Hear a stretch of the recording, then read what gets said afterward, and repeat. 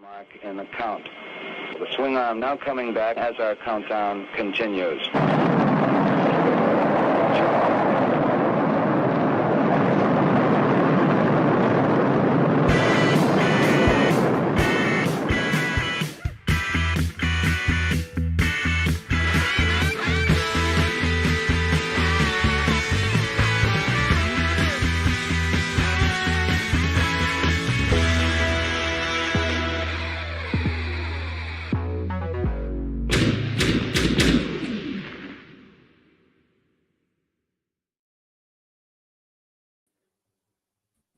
Good afternoon, everybody, and welcome to the Brick Something News. It's Sunday, December 22nd, so we're just a few days from the big, if you celebrate Christmas, that's coming up.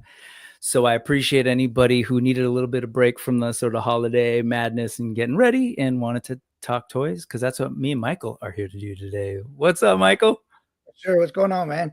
Good to see you. We got Michael from Michael Duggar from Insightful Imagery. If you are unfamiliar, you should definitely get to know this guy, and we will today.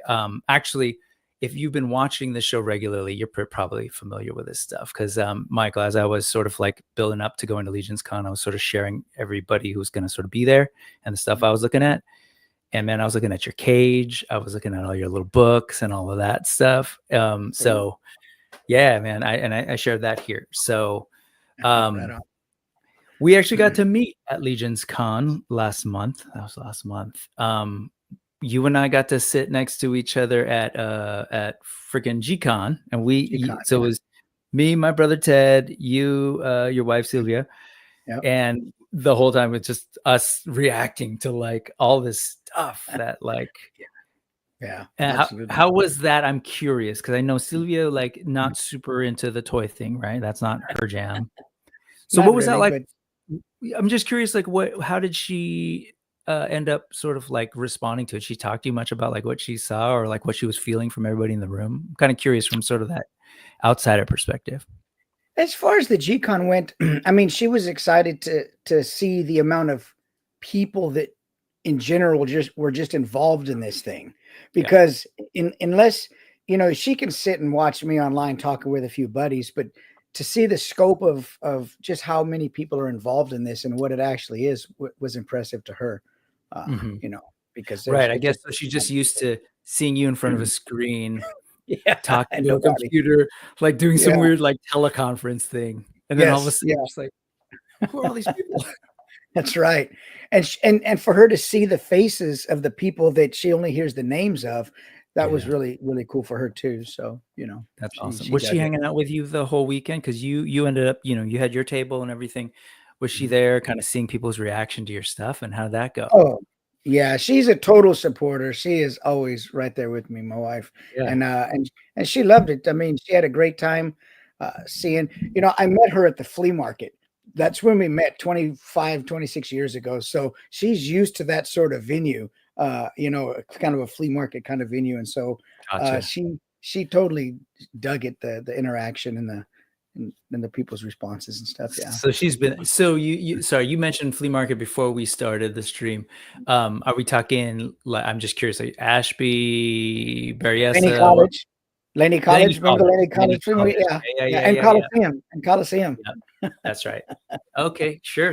Cool. Yeah. Sorry, I was also excited because I reached out to Michael a little bit before when he was doing the Road to Legion's Con over on Legion's Lounge. Yeah. And you'd mentioned like, hey, I'm out in Oakland, and I was like, oh crap, what's up, man? Like, because I actually don't know a whole lot of folks from the Bay that are into Legions or kind of into toys in general. I haven't, because we don't really have like a lot of like local toy shows. The closest, I guess, would be San Jose. Yeah. San Jose. They do have a little thing out in Concord every quarter. It's just it's a used toy thing, but there's a lot of other stuff there too. So but it's smaller. It's a small thing. Yeah, no doubt. But like, I don't know, did you ever come out to like back in the day when WonderCon was here in San Francisco? No. Okay. So that was dope. In Moscone, right? So I moved here in 98 and it had been going, and then eventually it moved down to Orange County. Okay. I'm bringing that up because I'm actually going to go for the first time in March. I was actually at the Animal Warriors of the Kingdom Spiro table at Legion's Con. And so we'll be doing our kind of first AWOC West Coast actual like appearance in March at that WonderCon. But that sounds cool. Yeah, and it was cool up here. It's huge. It's basically the same folks who run San Diego Comic-Con, but they were doing it up here in San Francisco. So you get off BART downtown, and eventually as you get closer, you'd see like stormtroopers and like Wolverine on BART, and then you get out. Yeah. And so, but that they left because anyway. That said, it was just exciting for me to find out like, oh, here's a dude from the Bay, and I started messaging you, and then we ended up connecting in line for G-Con. No doubt. One little thing, I don't know if this is a sore spot for you, but I'm going to ask you anyways, because you had mentioned to me, you're like, dude, I messed up for intern because I know you were supposed to go to intern. Is that too raw, or can you? No, go ahead, man. Go ahead. Tell us what happened, because I know you were like, oh, I missed it. Man, I'm a dope, and that's what happens sometimes. I just don't pay attention, and I bought the tickets thinking for some reason that the intern for a day was on Friday, and then the Legion's Con was the rest. So I booked the ticket to arrive there Thursday night.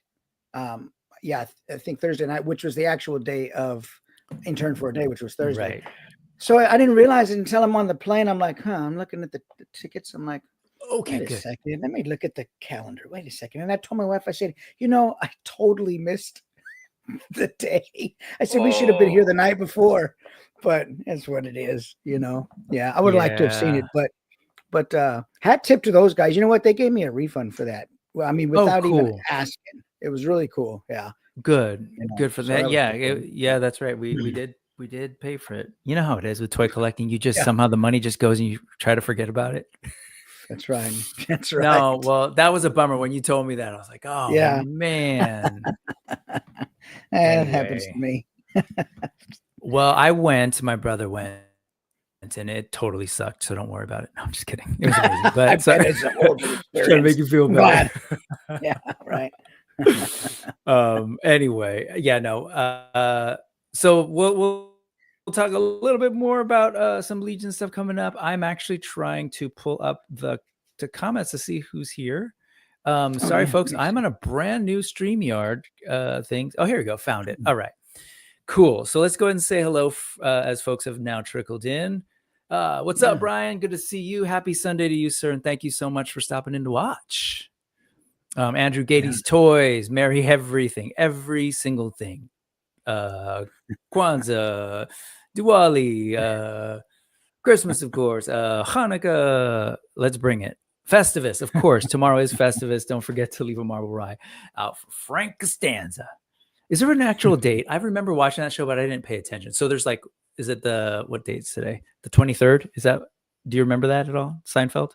Good. Was that on your No, I don't. I wasn't a Seinfeld guy. Oh, good. Thanos Copter is here. What's going on, Thanos? And again, as always, man, thank you for helping with the links later. Larry's Geeky World is here. Hello. Great to see you. And I really appreciate you coming through. Surely it can't be serious. Yeah. Again, it's the theme of today. What's up, Dorlaxon? And hey, you didn't give me too much grief for being a little late. What's up, Aaron? Aaron Payne's Toy Samples, fresh on his publishing high. He just self-published his book, available now on Amazon, folks. Check it out. Look up Payne's. Totally forgetting the title, but we'll see if we can get it. Payne's, drop it in the chat if you will, man. Rick Jones is here. Yeah. Rick Jones, relatively in our area down in the South Bay as well. Okay. I did meet a couple from San Francisco. Anyways, that's offline. But I was excited at Legion's Con at Intern for a Day as well. Surprised, yeah. Wow. I'm just excited. I like to know that there are folks out here, because my dream is to have a little bit more sort of street team events out here too. I think collectors out here would respond really well to Legion stuff. Yeah, I bet they would. Yeah. That's airport. Is that what it is? No, it was that was with airplane. Leslie Nielsen, right? Yeah, Leslie Nielsen. Yeah. Don't call me Shirley. Sorry, Dora Laxon. I've got holiday brain. I teach, so as of Friday, 3:50, part of my brain turned off, and I was just like, let me relax for a little bit. Right. Quip, yar, what's going on, man? Good to see you. As always, Derek Hoover is here. Hello, Derek. Let's see. Sorry. I'm in a weird setup too. This is literally on a cardboard box and everything's shaking. So I'm handling my computer gingerly. What's up, Joe? Another Legions Con first timer. This was your first time as well, right? This is my second time to Legions Con. Oh, okay. Got it. Yeah. Did you vend? Yeah. Were you selling stuff the first time as well? The first time I did, but I only stayed for a day because it was sort of a quick last minute. Yeah. Okay, Pablo, let me come out and I'll be there this year. And so I stayed for a day. Yeah. And you shared tables with Pablo this year as well, right? Yeah. And next year too. Right on. Yeah. Right on. Yeah. Ray Paz is in the house. Hello, Ray. Always wonderful to see you on a Sunday. Ray Black, what's going on? Ray, we'll talk, but that thing is trying to get to you. I know your postal service is currently on strike, and so more power to them, but it's going to slow down your prize. Let's see. KJ Smith is here. Hello. Alchemist is here. Not a name that I've seen before. Well, maybe I have, but anyways, hello. Thank you for reminding the people to smash that like button, please, and thank you. I've seen Alchemist. I'm tripping. Sorry, guys. Like I said, part of the brain turned off Friday. JMax77, what's going on, man? Thank you for coming through. Gabriel, happy holidays, man. Good to see you. Nolan, of course, is here. Rick Jones would like to say everything. Happy atheism. Happy atheism. There you go. and maybe consuming if you partake. Erwin Papa, what's going on, man? Gonna head down to SoCal in a couple of days, man. You heading down that area? And yes, okay. Well, thank you all for coming through. Like I said, I know it's like a busy holiday weekend, but hey, let's geek out. I'm here with Michael again. This is how it works for those who are relatively new. So it's called the N.E.W.S, but like if you see that BS acronym thing that's up there, basically it's just an excuse for me to hang out with people like Michael and just talk nerd stuff. Some of it's news, some of it's not. Actually, this week there's kind of some newsy things. And then we'll look at some photos too, because it's been a while since I've had a photographer. I'd love to kind of get your take on some stuff and just get reactions, and then look at your stuff. Because if folks don't know Michael, super talented photographer with a background in photography. We were talking a little bit about that, which you'll get to hear that a little bit later. Here's some of the stories that I got to hear, which is cool. But then also, I'm sure as he started taking photos, he probably felt the need. I need this accessory. I need this little piece. I need that. And so this guy's been crafting up a storm, building, and so, like I said, some of the stuff that I've shown here before, but I'd love to pick your brain a little bit about how you more so got into that stuff later. Sure. So I'm down. Cool. So at the bottom, you'll see this URL, bit.ly/breaksomethingnews, capital B, capital S, capital news. And there should be a Kickstarter, a QR code. There it is, down by right by Michael's mic right there. If you're watching on the replay, scan that. It'll take you to the document, and you can kind of basically see everything that we're talking about. You can click, look at everything, because I'd really appreciate it if folks could go to these places and just follow these folks, because there's a lot of good stuff out there. I want to make it easier for you. Man, okay. Awesome. Yeah. All right. So we usually will start off with what I call because it's the needless ephemera we saw. Sorry, I laugh at myself sometimes. So let's talk about what we've seen. And then we do the whole, oh man, this thing is very different from what I'm used to, but that's okay. We go there. And then, oh, that's right. I'm supposed to click this. What year did we start talking to ourselves, Michael? I don't remember when that's. I've always talked about myself in third person, so I really don't know. It's an odd habit, but yes. Yeah. I narrate now, apparently. Okay, let's talk news, and I guess this is how we do it. Boom. There you go. All right. Let's start off with this. The company's Maestro Union, the original version of this figure.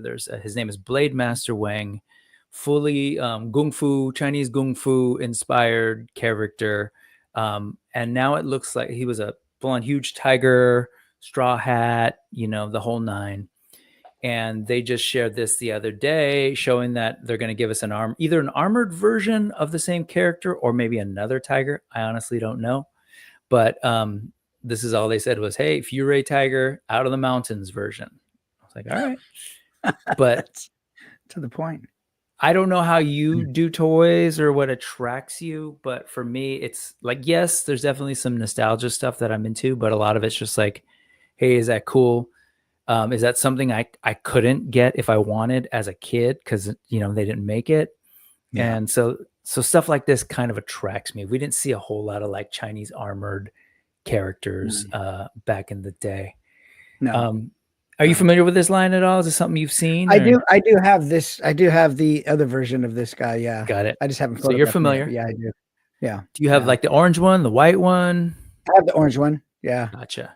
I love that figure. One of my favorites last year. But this is like the full-on armor, thing. Yeah. What do you think when you see this? Yeah. A lot of texture. Remember we were talking. I love textures, and that armor looks really, really good. It looks it photographs really well, and there's a lot of depth to it. So that looks really attractive from that side of just photographing it. So definitely. Yeah, like so with the light, you'll see like all these shadows cast just from all the little parts, right, going through. And kind of. I think it's gorgeous, and then it's weird though that these photos are weirdly cut off, but I know that it's sort of on its way, including this kind of head with I don't know. I don't know how that works with tigers like growing out the top of their hair, but hey, who cares? That's right. It looks cool. Looks cool. It doesn't have to be real. I wonder if they deal with the receding line, but it's kind of cool. And I'm assuming at first I was talking about this last night, thinking that, I don't think there's a lot of reuse, but like as I'm going through it now, I think the body might be sort of similar, if not the same, with a different head. So. Different sort of scowly face, right? Yeah, I think so. So I like this a lot. It's one of those things where I was like, I don't need another one. But then as I kind of look through this, the armor's beautiful. Really kind of wild though, like how much just in the like last year and a half, how much we're getting more and more like these figures with these sort of Chinese feudal China kind of armor sets. Yeah. So pretty it's popular. Cool. Yeah, definitely popular. So anyway, I'm looking forward to this guy. Curious what folks are thinking in the chat, if this is a thing that's resonating with folks. But for me, definitely something I'm into. Here you go. Rick saying Wang is great, but I don't know about getting another one. See, that's what I'm saying. Like you heard me in real time. That's exactly where my brain was at. And then I'm here with Michael looking at this thing, and something in my brain went, I think I want this too. Yeah. J-Mac is, I always miss these types of releases. Beautiful figure. Yeah, man. You don't gotta miss them all. Maybe you can get this one. No doubt, right? Red Exomac, feeling the need for this tiger. What's going on? Good to see you today. And then there's this guy, your buddy. Hey, what's up, Trevor? There's Trevor. Let me Good to see you, man. hiding you. Good to see you, Trevor. Thanks for watching, man. Cool. So it's great. Like I asked you what you thought right away. Like that's just where kind of you're geared towards, huh? With these things, you went straight up like, oh, texture. It's gonna look great in light. Yeah. So does that inform most of what you buy? Kind of thing. Is that how you decide on outside of the nostalgia stuff? Yeah, outside of the nostalgia stuff, yeah, because nostalgia can only take you so far, and then you've got it. But with all the new stuff that comes out, I kind of base it on textures and things like that, and depth and how I think it'll photograph, and how likely I am to photograph it, because I have a lot of figures that I buy and I don't photograph yet. So, but yeah, I understand that. I totally understand. Do you display them at all, or do you kind of have stuff packed away until it's?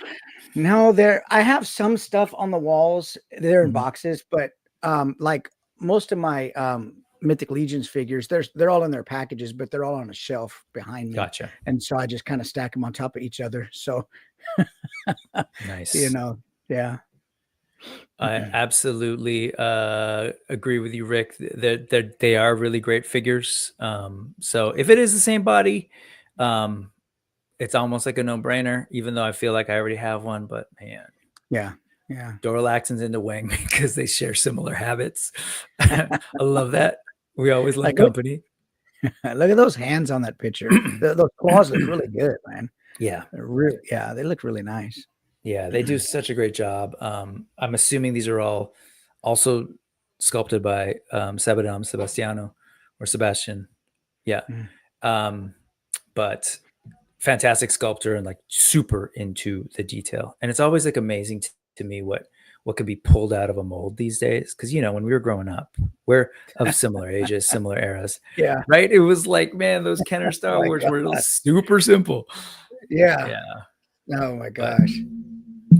All right, let's move on. So let's move a little bit more to sort of this world. This is a company called Haxan House. I don't know if you're familiar with those, like the old Haxan horror movies, late 70s, very much that sort of like gore, and then really, but leaning more into like if in the 70s they had like the budget and effects to go wild with some of like the demons and stuff. So this is the Latham Manor Ghost. There's a couple of things that they've sort of released. I don't know when they're going to sort of drop these figures, but they're clearly like ramping up to do a line. Yeah.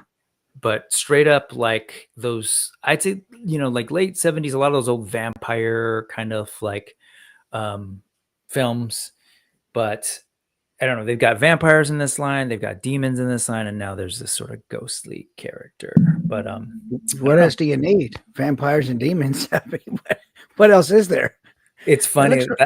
Yeah, go ahead. Yeah. What are you thinking? No, that looks great. I mean, there's a lot of texture and detail in that too, for what it is. I mean, for being a single color figure, I mean, there's definitely a lot of sharpness in it. So yeah, it'd be interesting to photograph that. I wouldn't even know where to begin with photographing that, but I love the way that looks. Get that, like the floating, levitating feet. Yeah. The little doilies at the bottom of the dress. That's what I was looking at too. I was like, wow, they sculpted all that. It's really gorgeous. You can kind of see the skin here, like really that like old veiny kind of just looking real cool. I don't know what this is definitely a painted kind of prototype. So I guess they are going to kind of keep it like ghostly, but yeah. I love that. How would you go about lighting something like that? I mean, would you like to try and make it look ghosty? I mean, the way that looks, it would be all probably reflected light back on it. I probably wouldn't light that directly with any light directly on it. Some light behind it for sure. And definitely soft reflected light would be my first approach. It'd probably fail, but that's where I would start. Soft reflected light and definitely a light behind. Yeah, it's really cool, man. I love hearing people talk about their craft, and I was gonna wonder, how do you like cheat that ghost look, right? Yeah. Do you do much in the computer? Like, would you go so far as to like do a hit of the background and everything, and then shoot it again with the figure and like do like a Photoshop opacity thing, or is that like a no in your mind? No, I mean, I see people do it and it's fantastic. I don't typically do that kind of thing, just not because I'm against it, but I just typically don't. I put the figure there and I'll put the figure in a pose, and then I'll kind of build a set around it. Okay. And I think, I mean, it's all art. It's photography. There's nothing wrong with it, but it's just not something I typically do. Okay. But it looks great. Absolutely. If you're trying to get a ghostly figure and you're doing that and lowering opacity, you're going to get a ghostly figure. No doubt. Here's sort of their, like, you know, they got some behind the scenes sculpting stuff. I know that you print things, but you've also gone in and you've sculpted your stuff too. Is that like, I'm curious, did you learn that before sort of doing this stuff, or did you learn it to do this stuff? So I learned it to do this stuff, and I don't want to say I learned it because there's so much I just don't know. My gosh, if I'd have been doing this 10 years ago, it would be so much better. But I learned it out of a need to, you know, photograph figures with something beyond a roll of black seamless paper or taking them outside. I live in, you know, East Oakland, so we don't take our camera gear outside here. So I needed to be able to build some sets and some cool stuff, and that's kind of where that sprang from. Well, you know, that brings us to something you were mentioning earlier. Let's go ahead and go there, because you were telling me a little bit more about like how you got into the whole toy collecting thing. I'd asked you, like, were you a big toy collector as a kid? But you shared that, like, the connection between that and what you're doing now. So, like, kind of curious, can you share that with folks, like how you learned all this stuff, how you ended up falling into action figure photography? Jeez, yeah.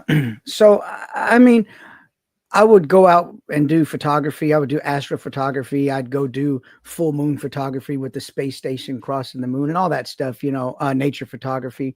But I got tired of, you know, driving so far all the time to take photos. Sure. And, you know, it kind of morphed into, well, it's raining this week, so what can I do? I don't really want to go out in the rain again. And so then I said, well, I can do macro. I've got all the gear to do macro. I've got macro rails and lights and stacking software and all that stuff. And then I just saw, somehow I saw a Sir Dork photo come across my Facebook or Instagram, where he was putting all these sparklers in an action figure. And I thought, wow, that's kind of cool. Let me try doing some toys, but I don't have any toys, man. So let me go buy an action figure at Walmart or something. Right. And so that's what I did. And then, I didn't have anything to put him in. I didn't have anything. All I had was stuff to do, like, you know, portrait photography, rolls of seamless and Sure. you know, different things like that. So I'm like, well, this is going to be because that was your boring. background. Yeah. Sorry, yeah. I was just going to share, because you were telling me like the kinds of stuff you're doing before that was like portraits and events, right? Quinceañeras, portraits. I did photography for menus for some restaurants out here. Okay. And I did what else? I mean, yeah, I did some stuff with female models, but I really wasn't into people photography. Really wasn't. I'm more of an isolated, you know, guy. And so toy photography just suited me perfectly. I didn't have to go anywhere. I could do everything right here, you know. So it was perfect. Yeah, no, that's right. And then you is that also aside from the people factor, do you like having that sort of control over what you're shooting, like in a studio? Yeah. You know what it is? It's, and good or bad, whether your photo is horrible or it comes out a winner, everything you see in the frame of that photo is intentional. It didn't just happen to be there. Like, you know, like, you know, you had to put it there. So it was pre-thought and pre-planned, and it's 100% you. And so, be it good or bad, you know, that's cool. Yeah, and I went back to that because you were mentioning sort of like this idea of like learning on the fly, learning the computer stuff. So we'll sprinkle in sort of the little story stuff and what you got until we take a look at your stuff. But that's awesome, man. Let's go ahead and keep looking at toys. But I will say, like, on that note, this is somebody who, you know, I don't know what their deal is, but I wonder if they started out in life saying, someday I want to make horror toys. And part of me suspects not, right? And there's this, something happens along the way where they find themselves, you know. Doing that. Yeah. She looks like green in that one. More green in that one, huh? I wonder if it's just the, you know, the sculpting or whatever they're doing in the software. Yeah. But I'm curious. I don't know what they're going to be like, but it just stands out to me as something different and new. So yeah. Definitely looking forward to that. And so you might, this might resonate with you. So this is some of the accessories that they'll do. Sure. And I know you love a good accessory. Right. No doubt. Look at, there's a bat in there. There's that bat soup. Yep.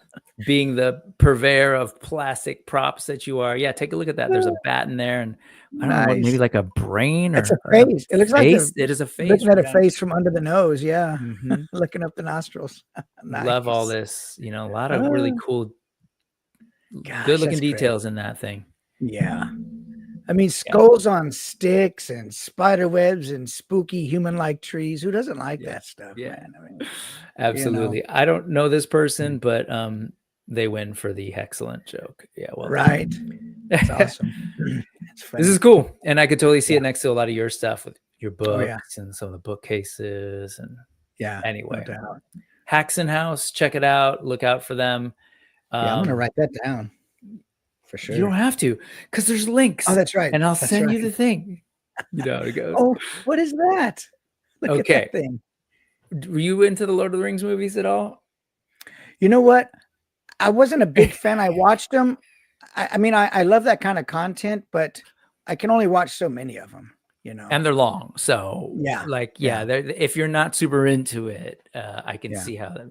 So there is a scene in, I want to say, the second movie in the Two Towers, where this is Gandalf. Were you familiar with Tolkien at all? Yeah, I did a little bit. Okay, so this is Gandalf, and at one point he's a prisoner and he's fighting with another wizard, and dude does a spell and literally has him spinning. So it's like a music box, like one of those things where you, like, you know, the wind up and like a dancer maybe. Oh yeah, the old ballerina one. Yeah, they took that out, took this sculpt of this character and put it in the head, and I just thought it was really brilliant. This is not a toy thing that you can get, but just awesome to sort of see. This is Boyle's hobby. And look at his face too. When it spins around and you can see his face, his eyes like It's so again, I want to remind folks about what's up there. It's a needless ephemera. This totally falls under needless ephemera. Right. It's one of those things you didn't know you needed, but like Nick Dillinger, you can just go spin. What's going on, Nick? That's right. Anyway, I love Lord of the Rings. So I love that people find other ways to kind of, like, you know, get their nerd on. So sure. Cool. Okay. Anime. Is anime a manga? Was that a thing, part of like what you were exposed to as a kid growing up in the late 70s, like myself? Not really. Okay. Yeah, I never, it never was something that I even knew was a thing. I mean, we watched, I don't know if it qualifies, it probably doesn't qualify as anime. I watched the old claymation, stop motion Godzillas and the Ultramans and all that stuff. But, so I did watch some of that stuff on TV. Tokusatsu, people in suits. Mm-hmm. Yeah, totally related, right? Come from the same world, and there's manga of those stories. Are you familiar with, have you ever been like seen Japanese toys of like the soft vinyl stuff, Sofubi? They're like small, they're not really articulated, they're almost statuesque, but sometimes maybe have like arms that move, or, you know, a couple more points of articulation. That's what this is. Totally soft vinyl style. This is an old character designed by like I was just talking to someone about like my Mount Rushmore of influential nerd artists. And so the person who created this, Go Nagai, was like responsible for a lot of like these characters that we grew up with, that come out of Japan. And so this is one of them, Devil Man. This is like a very stylized take on it, like a skeleton version. It looks great. Yeah, it's just like really interesting looking. Like, doesn't have the, you know, it's soft vinyl, so it's not going to have the same sculpt detail as some of the stuff that you shoot, but just like striking visual elements, right? And Go Nagai's characters were like, oh, so fun, and it's cool to see other artists come in and do their take on these things. So no doubt. I mean, there's a lot of vivid colors there. Looks really really nice. Looks like it'd be a chore to photograph. It's so reflective. That would be probably a pain. But I don't know. I'm kind of going back to it right now because there was like a 2018 take on the, you know, all these ads, take on the character that's on Netflix. So I've been watching that, but it came out in the 70s, super like almost like horror exploitation type stuff, but, you know, all sorts of like cool themes about like prejudice and tolerance. But just it was cool to have like a superhero that was basically a demon, like kind of hunting demons. Now in Absolutely. 2024 feels a little passe, but Right. yeah, it's kind of cool. Like, oh, the good guy is like a demon and he's blue and he bites people and stuff. So anyway, this is just the store that sells it. Just one of those Cool. things that like I like to kind of shake it up a little, see all these, just a lot of cool stuff out there. Oh, and real quick, that Mount Rushmore. So that'd be for the Japanese side, it would be Gonagai. And then from there, it's like Frazetta, Jack Kirby, and Alex Toth. Like if I had to do like these are folks who like, if you research their work, you'd realize a lot of their work without realizing who did it. So who did it? Yeah, nice. Anyway, I'm an art nerd and nerd on multiple levels. No, that's good. I mean, there's so many more toys than the ones that you might collect or that I buy. There's so many more toys out there that are fantastic. So Gabriel, were you feeling that Devilman? Is that what you're looking at? I know Nick is into Sofubi. I'm curious, Nick, was that something you've seen before? Maybe it was a hacks and stuff. Yes, thank you. This is my brother Ted, who you met at Legions Con, Hammer Studios. That's a little in the 80s. Definitely like the hacks and stuff comes out of the old Hammer Studios genre of stuff. There you go. A little Dead or Alive, huh? Yes. You spin me right. Yeah. Love it. Beautiful. Love it. Erwin Papa, that Devilman is so good. Yeah, man. So Erwin Papa is also like this amazingly talented artist who I didn't put two and two together, Erwin, but like your art and that specific brand of Sofubi, I imagine that's got to be an inspiration for you, that kind of stuff. Gonagai, absolutely untouchable, 100%. Oh, hey, look, we were on the same page. Richard Corbin, that would be great to add to that as well for some of the horror stuff. And yes, totally seen it before. This guy is like, totally follows this stuff and was hipping me to a lot of other things, art toys like that. Yeah. And got it. Gabriel was interested in Small Gandalf. And you're absolutely welcome, sir. I love your work. Okay. So something maybe a little bit more now, even though it's got roots in the old high fantasy stuff, would be Warcraft. Yeah. Did you get into that kind of? Are you familiar? Nodding. I'm familiar with it. I don't. It's not something I collect because I can't buy all of it. Of course. It looks great. I know it looks great. That's why I do this. This is window shopping, man, at its finest. So, no doubt, it looks fantastic. I mean, well, these are, and they're big too. So, the Warcraft series video game, like there's this whole lore of these orcs, right? And orcs aren't green. They drink demon blood and become corrupted, and then turn green, and then red. And so, and thank you, Thanos, for reminding me of some of that basic stuff, but also hipping me to a lot more, because Thanos is like my go-to person to feed me Warcraft lore. But so this is more of their sort of natural color, and there's something about it that I really like a lot, like seeing orcs in this shade. But these photos are dope too. This is from the company Hero Toys here, who, like, the jury's still out as to whether they're connected to Medi Toys or not. They're very similar. But that said, you've got a couple different companies right now who are doing Warcraft stuff without the license.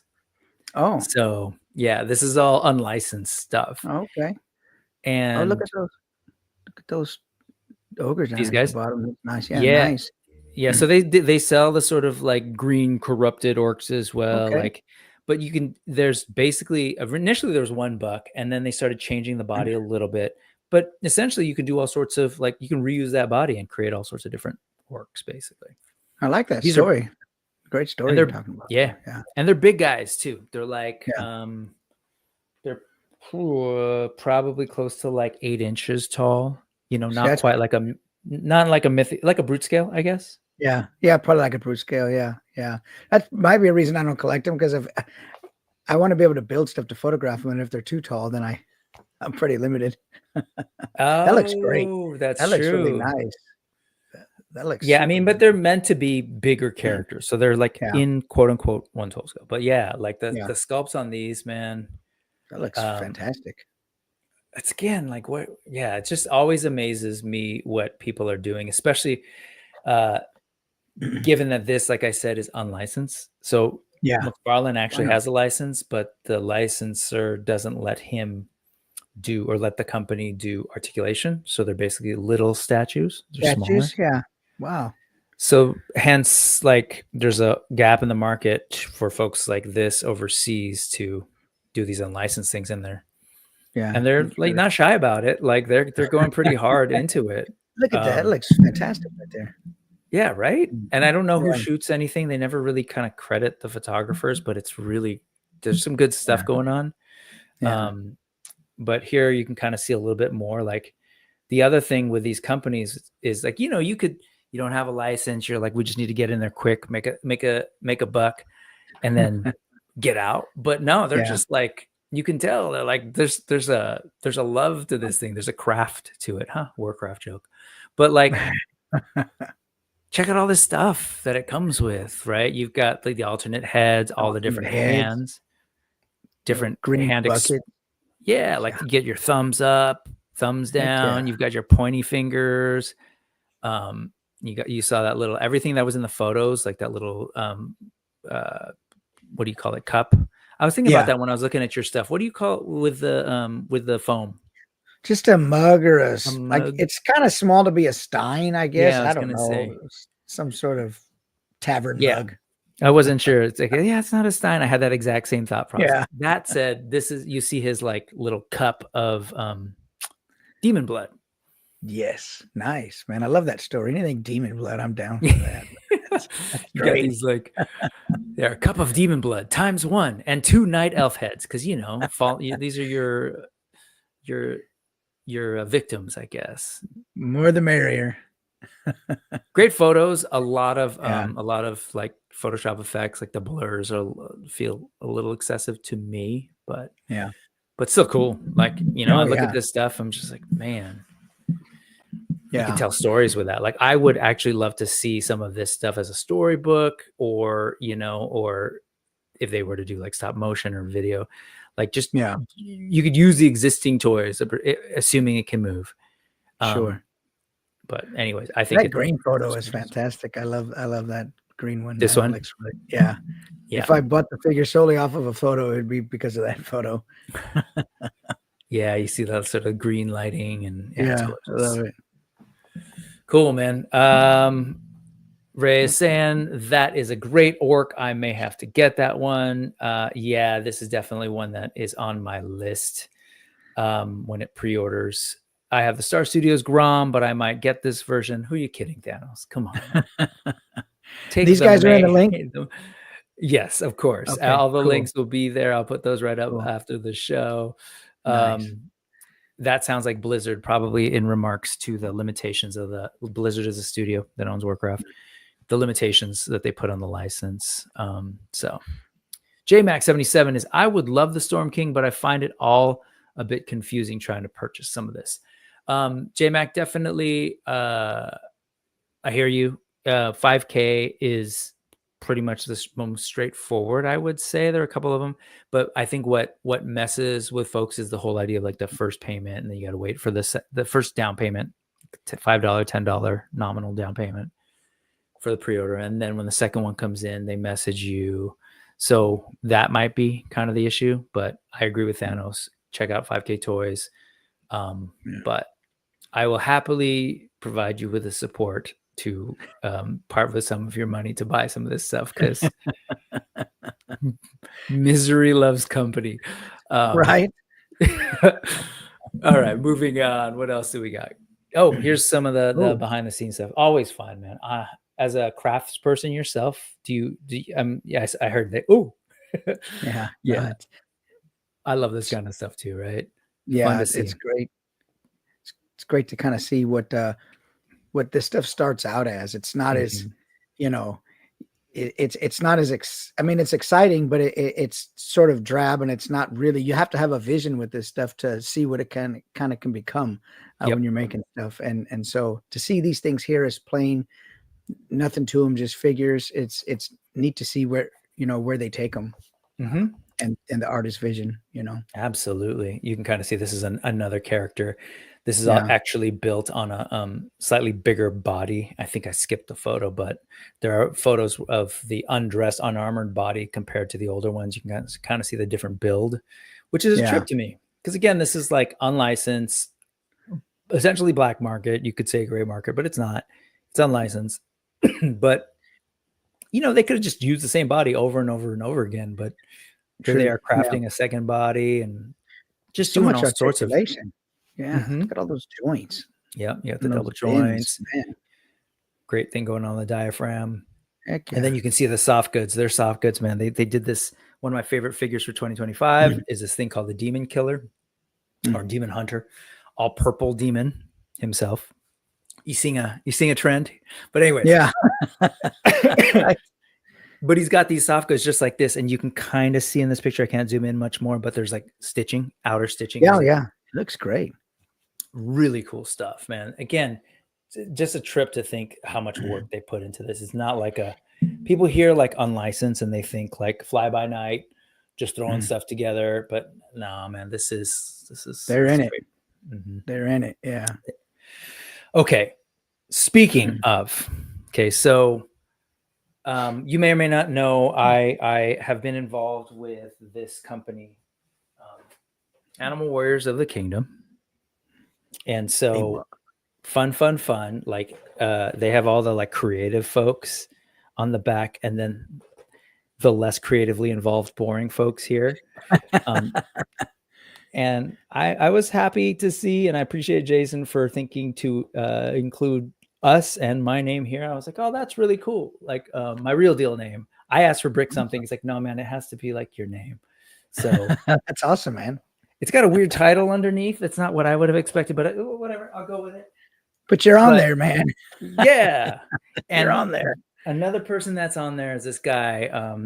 Two people. So Adam Drake, who is the person who owns this channel, or who runs this channel, YouTube channel, highly articulated. I'm trying to see who else is on here, as well as one of the figure sculptors back here, Arlen Peltier. I know you can't really see that, but trust me, that's what it says. And I'm bringing that up because they are actually working on their own sort of venture, and they're going to do their own toy company. It's the Nameless Toy Company, aka TNT Co. Right? And they're working on this concept here. Space zombies from Mars. Sorry, I can never not say it like that. Yeah, that's how it's written, right? Look at it. Look at exactly. The font. You get it, right? So you've seen this before, and I'm not saying that in a bad derivative way at all. I just mean like you know this, right? From the type treatment. Like I know what this is. Yeah. So people have seen the figures, so I don't even know what he has. Sorry, he's been going through the Lego Advent calendar. Let's see. Adam, do you hear here's some bits of what's happening there. That's him sort of teasing some of the things. And we had them at the table at Legion's Con. I just want to see if there you go. So it's this sort of thing, very space race-ish looking space suits, but a little bit more modern. And then of course, things happen. And things happen in space, man. Yeah. So there's a little bit more to the story that I'm not privy to, but he's been sort of teasing that it's this whole world that they're developing. But all that to say, as he's kind of shown up here, he's wanting to let people know that the Kickstarter is going to be launching in March 1st. So Michael, this is the and chat, this is the Kickstarter 2025 hang on to your butts section of the show, because this is amazing. And it's like all these new toy companies are doing the crowdfunding thing as they should. Like I totally get it, and I think it's great. But there's not one, there's not two, there's not three, there's not four. But we'll cover 4 today that are going to be launching at I believe the first half of 2025. So folks, plan accordingly. And you and I know coming out of Legion's Con, there's also this other big thing that's coming in March. Oh yeah, yeah, yeah. Right. There's a giant dragon. So it's just Yeah. like, I think there's room for it all. And of course, folks like the TNT Co. Could definitely use the support. So, think about that. And we'll be talking about it on the channel in 2025 for sure. I'd love to have Adam and Arlen, or if Arlen comes on, come on and talk a little bit about that as we go. So, keep that on your radar, folks. But I want you to pay attention to, like, it's funny what we talked about so far. We talked about some of the earlier toys today. We talked demons and horror films. It's just funny to me. I as I was putting together today's show, how that there definitely seems to be like something in the zeitgeist right now when it comes to those kinds of things. So Space Zombies from Mars, look out for that. Adam's a great dude. I haven't met Arlen, but his work is amazing. Nice. Here's Adam dropping in saying more lore will be included on upcoming render reveals, which is awesome. I know Adam, like, and he's had enough experience working with the Spiro thing that we did this past year.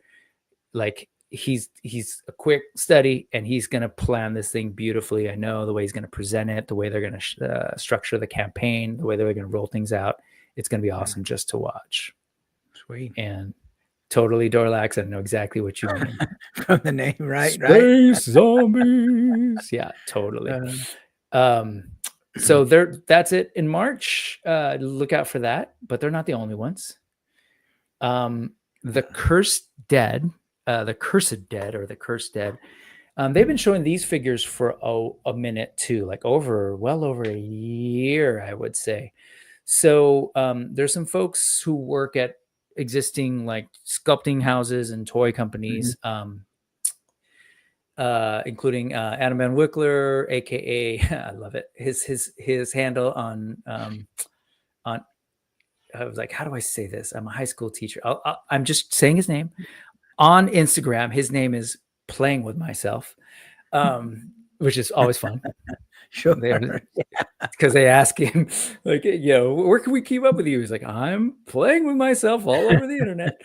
Always makes me laugh. Even this old man giggles.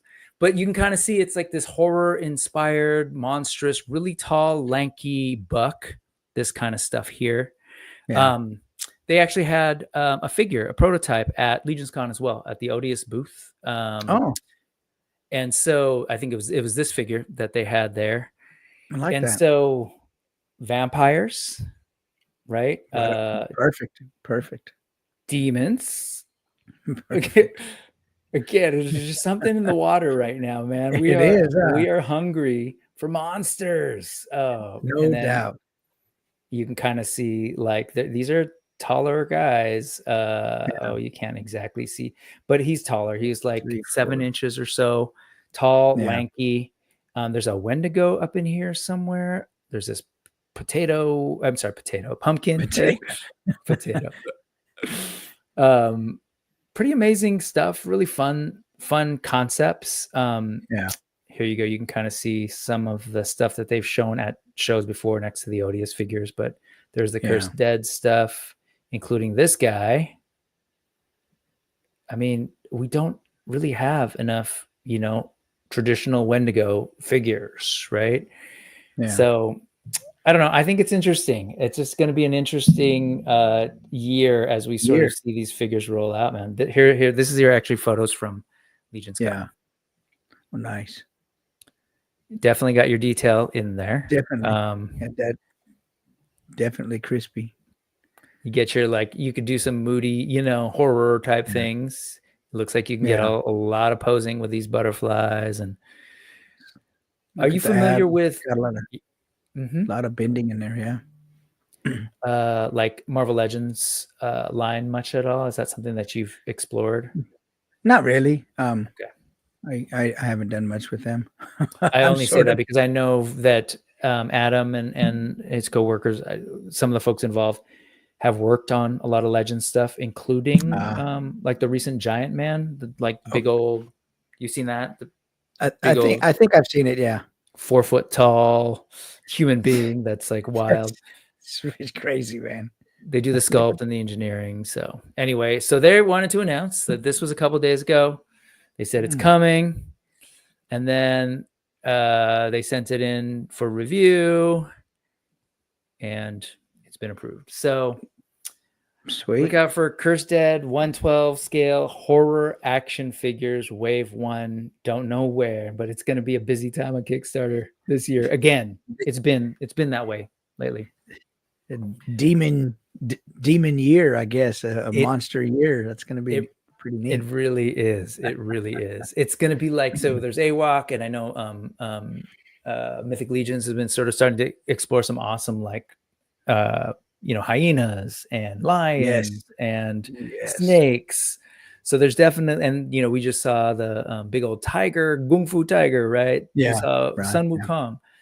Yeah. So I think we're like kind of not phasing out, but of course those lines exist, but they're being done, and now people are like, hey, what about monsters? So here we go. Exactly. It doesn't stop there. These guys were also at Legion's Con from the Realm. Yeah. Oh, look at Bram Stoker's over there in the corner. Nice. Yeah. So this ties into it, and I'll just kind of share. Their whole thing is doing like focusing on different realms. So in this case, it'll be the realm of I think they said I'm messing it up now. I want to say the realm of the night, maybe. Where they're basically different horror realms, right? You've got the realm of the werewolves or zombies or creatures of the Black Lagoons, whatever, right? So they're focusing first on vampires. Okay. And the idea is to think about all the different ways that we've seen vampires and make action figures of them. So you got your gentlemanly, looking thing. You've got your long-haired Castlevania type. You've got your Nosferatu type. So what you're seeing here that your eyes picked up on was like them asking people like, hey, of these two sort of iconic movie vampires, which would you consider like buying, right? So and then you can see, and so this is Carlos from the Badass Reviews and Jorge, and then that's Jason from Spiro, right? It's like folks are, there's a lot more collaboration these days than competition. It's an interesting kind of creative hive. That is cool. Here's the figure they had at Legion's Con. This is one version built on the same buck, and then so here's that looks more incredible. Of the buck. That looks awesome, right? I would buy that. So it's interesting, right? Like what? There's. It's kind of like what we were saying about the orcs. It's like there are people who are like, we want to make a figure. Okay, cool. But like, it seems like each one of these companies, Space Zombies from Mars, right? The Cursed Dead, these guys, they not only want to make figures, but they want to like make the best figures possible. And it's beautiful to see like these indie creators just like going for it and just putting everything into it. Looks great, man. Looks great. That's awesome. I know you're familiar with making 112 coffins for vampires. Right. Yeah. I just did one. Yours is beautiful. We'll take a look at that soon. But this is from the Realm. They're looking to go this year too, at some point, the first half of the year. Yeah, man, it's crazy, right? It's just like we went from, I don't know, I got used to just buying figures from Mattel and Hasbro. Yeah. The figures of your imagination. Like back then we were given figures and this is what you're going to like. Okay. You're going to like G.I. Joe. You're going to like whatever was available, but you really wanted wizards and dragons and really cool stuff. And these are fantastic. I'm definitely going to click that. I cut out for a second. Am I here? Can you hear me? Yeah, you're here. I hear you. Yeah. No? I hear you. Okay, cool. Sorry. Yeah. I'm definitely going to click the link on this one. That's a great looking. Definitely check them out. I also shot an interview with these guys, and that should be going up. I'm going to edit it over next week during the break. So check them out. Again, this is just the third one. And then the last one is Odious. So like Odious dropped in 2024. Wade dropped his Unparalleled Universe, dropped his character. And let's see, the original Odious was essentially this guy without the Santa piece, right? You can kind of see the soft goods and everything. This was at Legion's Con. Wade was there. which was really cool for him to kind of like, bring the one figure that he's made so far there, and then a variant, like a hand done, awesome variant.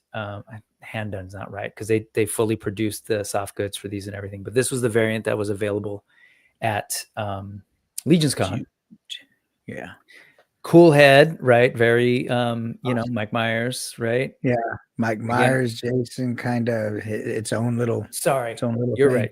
What you said. Yes. Friday the 13th, Jason. Even Phantom of the Opera. Jason Voorhees. Phantom of the Opera too. It is Phantom of the Opera. But again, so there's that horror vibe mixed with the creature. This character's got really cool, this sort of notion that Odious is a spirit that can, that has been around for a long time. So you can get him in sort of period pieces. You can get him in the future too.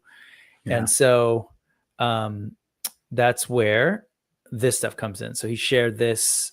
These are things that are coming up in his second Kickstarter. That'll be in 2025 as well.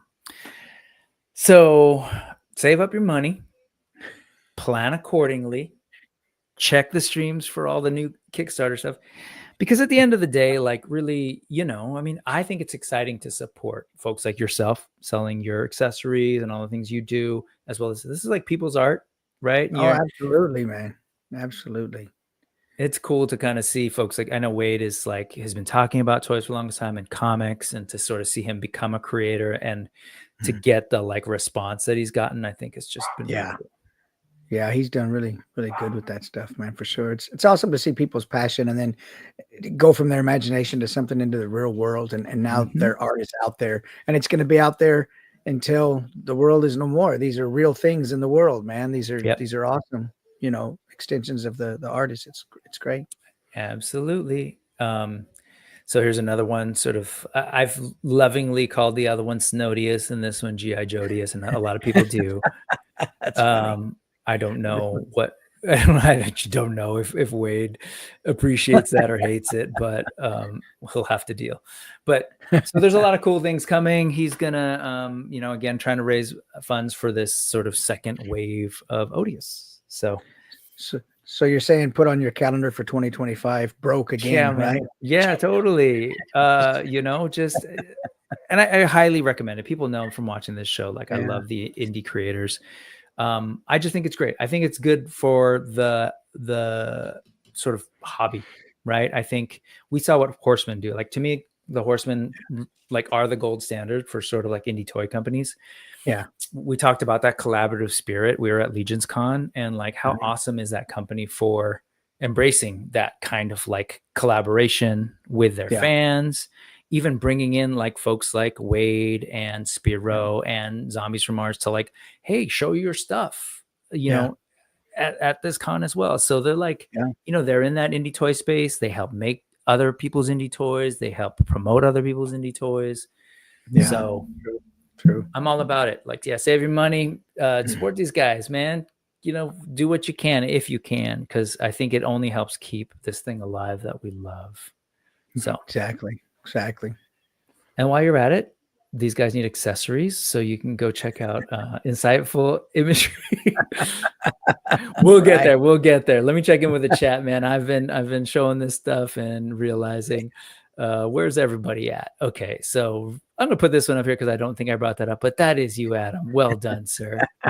No doubt. Yes, and thank you for this. I realized that after the fact. The Nameless Toy Company actually has their own Instagram, and I'll link that too. So thank you for that. See, dude, wrenches have their privilege. You got to put that URL right in there. What's up, Kenny? Even though you're just kind of looking at me as an afterthought, I'm gonna say hello to you, sir. Oh, see, there you go. We're on the same page. I wonder what the prices will be. Yeah, who knows? 2025. Hang on to some money after that dragon. So we'll see.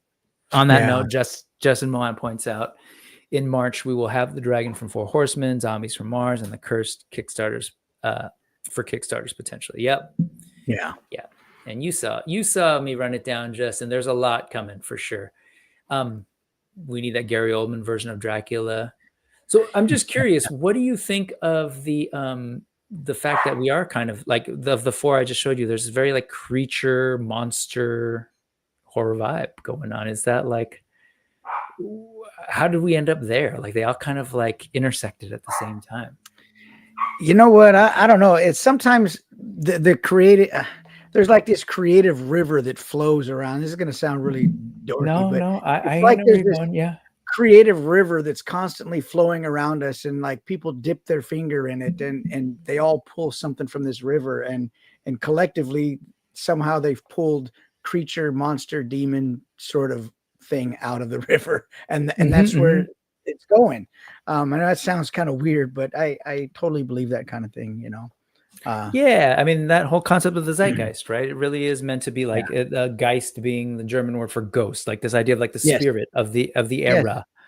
Yeah. And so yeah, I mean, there's something to that. Like we are like there's such a thing as like a, you know, collective mind, I think. And we're all influenced by the same stuff. Like let's be real. And I'm not taking this away from any of those companies because I think they're incredibly creative, incredibly original, but at the same time they're all influenced by what's come before. And we're all nerds here who have inhaled a steady diet of geekiness, whether that's horror, superheroes, right? Anthropomorphic animals. And so of course that sits back here and eventually makes its way out. So I think it's pretty cool, man. I think it's pretty cool to see that. Justin is saying, oh no, wait, where was it? Justin is saying to check out Mortal Ruin. I have, and I just wasn't sure if they're going up this year or not, but that's also the same folks who are doing, some of the same folks who are doing The Cursed Dead are also doing kind of a military post-apocalyptic line that I've shown here on the channel before. Really cool stuff. I don't know if that's coming. Justin saying the figures, this figure makes me want to puke. So I guess they're on the right track. That vampire looks so gross. And which one? Yeah, I'm curious. Can you clarify? Was it the From the Realm one or was it the Cursed Dead? Would love to know. I'm assuming it might be Cursed Dead. That's what I'm thinking too. Yeah.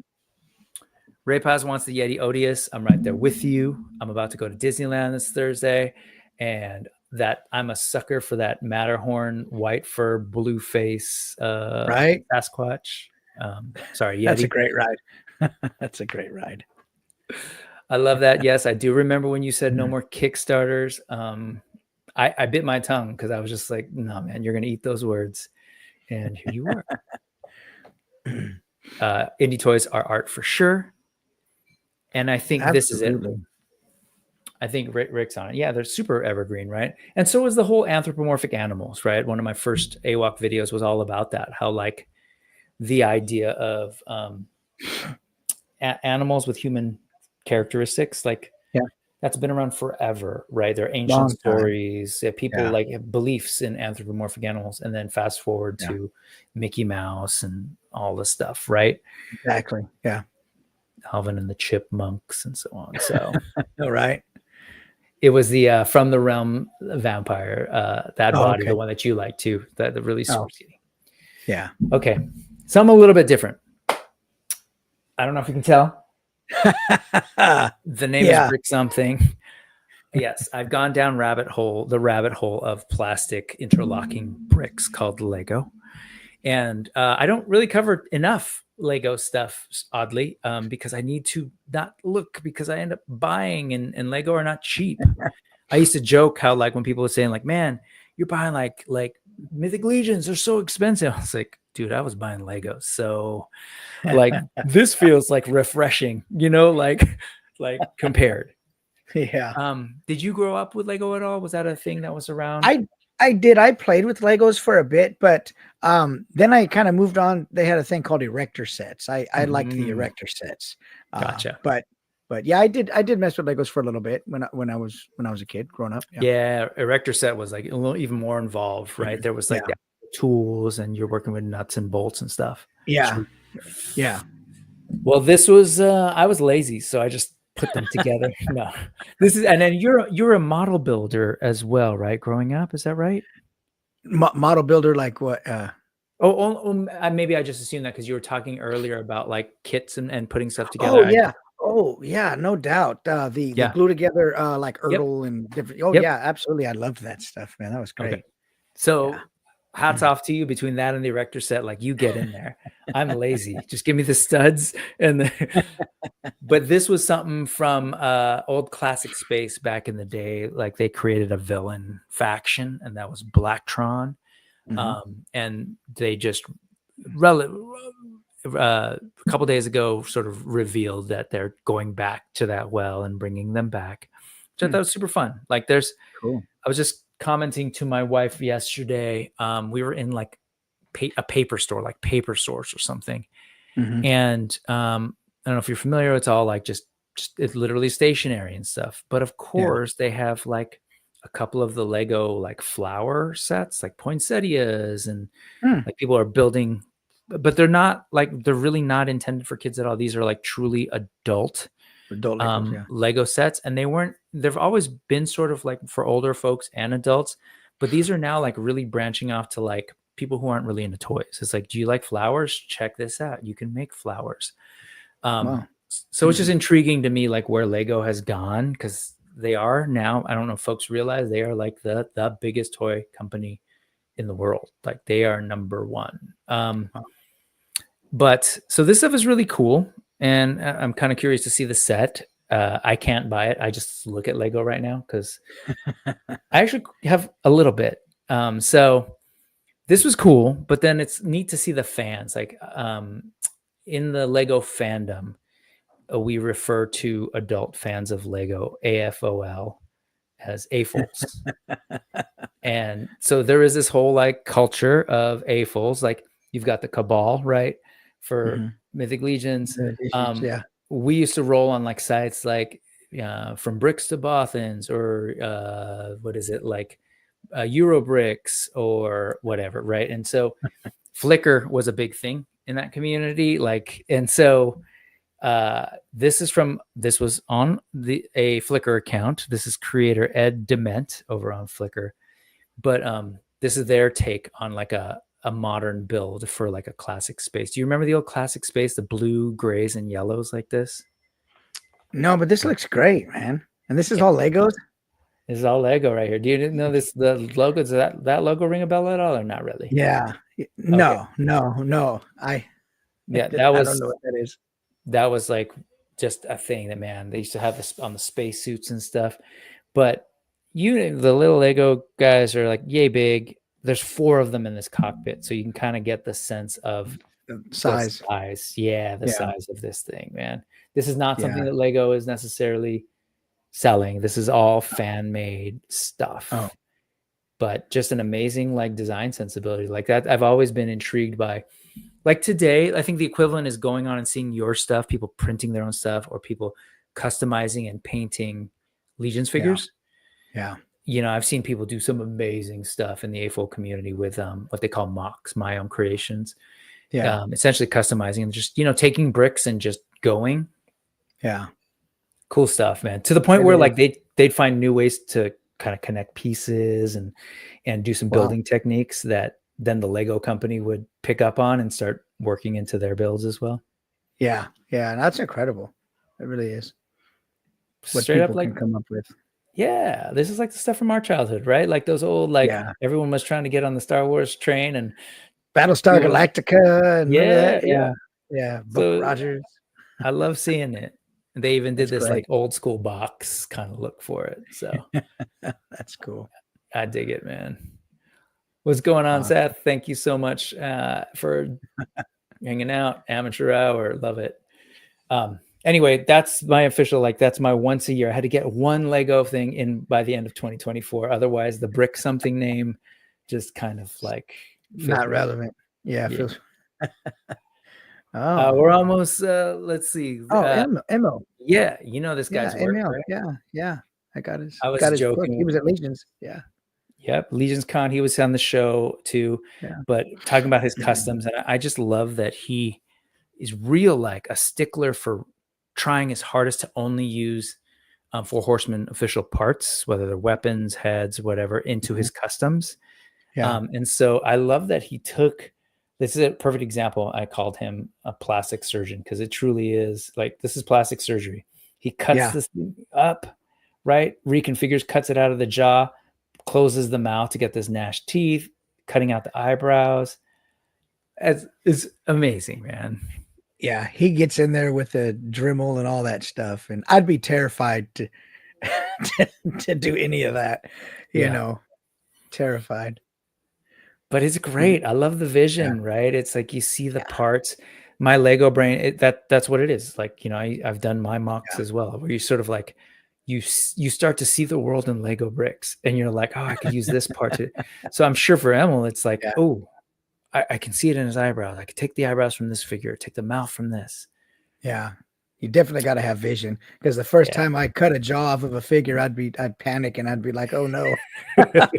And like, what do I do now? I'd forget my vision 5 minutes later, because, you know, that's great. I love it, man. Yeah, because it's like found art, right? You're taking other objects and reconfiguring it, and so you're taking existing figures and cutting it up, and I don't know. Almost like when you were a kid and you would cut out the magazine art and you'd make these collages with it and pictures in art class in school. It's almost kind of like that. You have to have a vision. Of totally a pieces. Oops, my bad. It's a 3D. So you did the modeling, right? The whole like notion of kit bashes, right? Like old school science fiction, like folks who did Star Wars, they'd literally just go to the store, buy a bunch of those model kits. Cannibalize them for parts. That's the modern version of in the Four Horsemen world. Anyway, any chance I can to kind of show off Emil's stuff, because it's like it's a masterclass, right? You're just like, oh, you can learn so much. Yeah, it really is. Yeah. Oh man, awesome! So much stuff.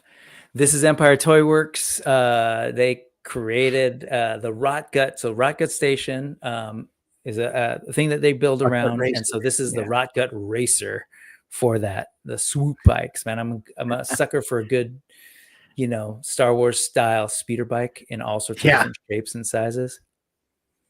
Love the geometry. Yeah.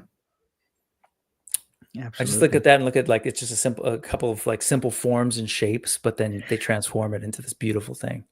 I was going to say the exact same thing. I look at that and I see all the primary shapes, circle, square, triangle, you know, and yeah, I looked at it the same exact way, you know. Awesome. But it's still super elegant, right? Because it's using relatively simple forms, but just cool configurations, cool art. I love this. This is very like it's anime Akira shot of like moving to the bike. Awesome. Look at that, man. Fits most 118 super articulated figures if you're working in that scale. Cool stuff. I love it. Look at that. It's cool. Such like an economy of shape, and so good. Yeah, nice soft filleted edges and real nice, man. It all works together. You'd have fun photographing these. Look at that. Anyway, shout out to Empire Toy Works, man. Good stuff. Speaking of photography, let's start looking at some photos, man. There's a couple of shots. I think there's only like 3 shots or so that I just kind of want to throw up before we take a look at your stuff. This guy's good. Yeah. Are you familiar with this guy at all? I wasn't. Yeah. So I happened to pick Nutty Bakers. Yeah, the saber-toothed tiger, the saber-toothed cat, the 1/12 cat that they have from what's the name of that line? Creative Beast Studios. They were at Legion's Con too. Yeah, I love that figure, and his photography is really, really awesome because he does his stuff outside. Really great stuff. Yeah, I mean, it's supernatural looking, right? Sorry, super space natural looking.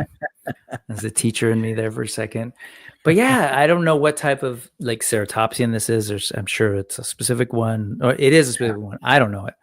But in that lighting, right? Totally like in that snowstorm, but like to these dinosaurs, it doesn't matter. They're just kind of like moving. It doesn't matter. Yeah, it's a great looking shot. You can feel that environment and that light.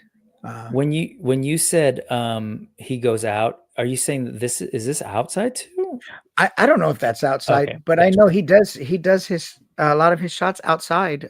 He was on the Moss show, and he did. I don't know if all of his shots are outside, but that definitely looks like real trees. I mean, definitely like sticks or branches anyway that he might have set that up to look like trees. But he does really great looking shots, man.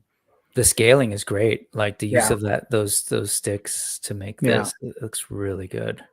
Vision. It Yeah. just goes back to vision and seeing what something can be, and then Mm-hmm. making it happen until it Yep. feels right Yep. to you. You know, Yeah, really good stuff. the texture on the face too looks really good. The way the light catches the texture on the face with the eye right there. That's an eye, right? Yeah, that's Mhm. his eye right. Yeah, Right here. yeah, looks really good. Yeah, and just that like collection of some of the dust, right? The snow, Yeah. everything is just selling it, Yeah, man. I really love this shot. good stuff. They There's make great another. figures too, man. I never was a dinosaur sort of kind of guy, but they made some really great looking figures at Legion's Con I saw. Yep. And then I came back and I bought that cat from them, and I was really surprised at what they could get onto a cat like that. Interchangeable paws, the different Mhm. heads. I mean, it's just really cool. I You love know? hearing that. Mine's been sitting in the pile of loot, so I won't be able to ship that till 2025. Yeah. But there's also like this big dragon that's coming out of that line, because that line is The Griffin. Yeah. Yeah. yeah, exactly, the white looking with the bird beaky Yeah. nose. I got Yeah. that coming in. Yeah, 2025 is gonna be crazy. But anyway, photography. This thing is dope. Here's another one. Oh yeah. Yes. Okay. So I know these are ones that a lot of people have seen, but I just was really blown away by some of the stuff coming through. Oh I yeah. Looks great. love it, man. Like put your pink skulls up against the turtles, and it's like a gang on gang battle, right? A It mescal really battle. is. It really is such a creative way to put those figures together. And first of all, imagine the amount of money in that frame. Yeah, First of all, it's true. You're right. what all that represents financially, it's a lot. We don't talk about that, Michael. We don't. But it Our looks great. significant others might be listening. Yeah, right. Looks great, man. Great Yeah, just so action, much. So like, color. I haven't looked to see the BTS if there's a bit. No, I don't think on this post at least there is. But people are putting stands on and then photoshopping them out, right? Yeah, Editing them out. Okay, gotcha. I was like, look at this thing. I think that's what they do. I mean, there's so many ways to post figures, but those ones like on the right side of the frame, that pink skull. I mean, I imagine he's held in there by a stand where he's been. Yeah, that Right. one. I imagine he is, and probably the one up top in the upper right, the Ninja Turtle. I'm sure he's probably on a stand also. But yeah, you're right. But yeah, there's so many creative ways to hold these figures too. That I mean, that's an awesome shot. Let me ask you, if you were to go about doing that, I'm just curious. I should ask other folks who actually do the editing of stands, but do you sort of take a first shot with no figure in the environment on a tripod and then put the figures up so that you have the clean background, or are you like rubber stamping every little thing to kind of clone and make I mean, in a shot like this where there's so many, you could probably hide stuff pretty well that your clone stamping would be fairly minimal. But if it was just a couple figures, I mean, I guess you'd approach it differently, but taking the shot without the figures and then taking it with the figures, yeah, it'd be a great way to do it. I don't know. I don't know if that's a way. That's just how like my brain goes, my Photoshop experience. But yeah, no, there's a lot going on here, and the frame is so full that they could probably hide the stuff pretty easy, so that the post work to get the stuff out of the frame would be pretty minimal. And I think that's what I appreciate about this one too, is because you're absolutely right. There's a lot going on in here, but there's still focus. There's still like moments. There's still like clearly like designed places that they want your eye to go, right? Like there's these moments. So I respect that a lot, because I think there's like, in the chaos sometimes might get easy to lose that, but absolutely. When you see a shot like this, it goes back to what I was saying earlier, that it's all intentional, exactly. There's a lot going on, but it's all cohesive and it all relates to each other. It's not just a bunch of figures in a frame, and so there's definitely, each one has its own little reality in that frame, its own point of focus. Each figure has its own purpose in that shot, and so it makes it nice, and it's a talent to do that too. It's definitely a talent to be able to do that. This is Toys and Photography. Y'all can see the watermark in there. Beautiful stuff. Do you happen to know the person's name? I think their name was here somewhere. Davy Kurnia, Kurn. Yeah, that's fine. Amazing, man. Really well done. That, and yes, that you mentioned your comment earlier. That's what I was thinking. You're saying like everything is thought out and put together. And it's pretty amazing stuff. The other thing I'll say about this last thing before moving on is that I hear this shot. Like I can hear music, and of course, they're both the Ninja Turtles and the Pink Skulls are very audio driven, right? The Pink Skulls are a band. Yes. But I like literally, I can hear the music. I can hear, like in my head, I almost want to start here, and then at some point the headphones come off and the music gets louder, and then the battle. Anyways, cinematic and audio. It's really well done. I get it. No doubt. It's a beautiful shot. This one, as a kid, this is Monto Umaru, I think. I'm not. It's all kind of blended together, so I've never known how to pronounce this person's handle or name. But growing up as a kid, man, these were the two, right, in my brain. Like as far as like who leads the pantheon of each sort of universe, it was like, there's a Captain America. They weren't my favorite characters at all because I think it's a little bit rebellious in that way, but like that in my brain, that's what the official party line was: Captain America up front, Superman up front of DC. Yeah. So it's not just the beautiful shot, but it's the concept. Yeah. Right. Yeah, you're right. I don't know, the idea of like the super soldier, like what does a super soldier need to protect them? They're already kind of protected, but like, no, the ultimate shield would be this bulletproof Kryptonian, right? Right. That totally makes sense. And it speaks to like the power of Cap too. Like, throw down my shield, let's use you, and I can carry Superman. Of his resourcefulness. I dig this shot so much, man. There's so much going on that like my brain is like, So the creativity people have, man, is incredible. It's just so many awesome artists out here making great photography. 100%. So Monto Umaru, and shout out to Toy Pick Community, because both of the last two shots are part of their ongoing sort of showcasing of people's work. Yeah, which is awesome. Yeah. And then, hey, look at this guy's work. Dun, dun, dun. Before we get into this mad genius and his work, let me go ahead and look back at the chat, because we'll get to you, sir. I love your stuff. Chat. Let's go back real quick. Adam also has a Lego brain that never goes off, and it's always yes. Oh, never mind. He said my Lego brain never goes, maybe I should chop this brick in half. No, totally. That speaks to the Lego philosophy, right? It's like, we built a system for you to use to put these things, right? And it takes that special personality to go like, that's cool, but I want to cut it up, right? Yeah. Same goes for Four Horsemen. They built this pop and swap thing, but here's Emil going like, that's not good enough for me. I want to cut off his eyebrows. I know, right? It's insane. Yeah, it's pretty brilliant.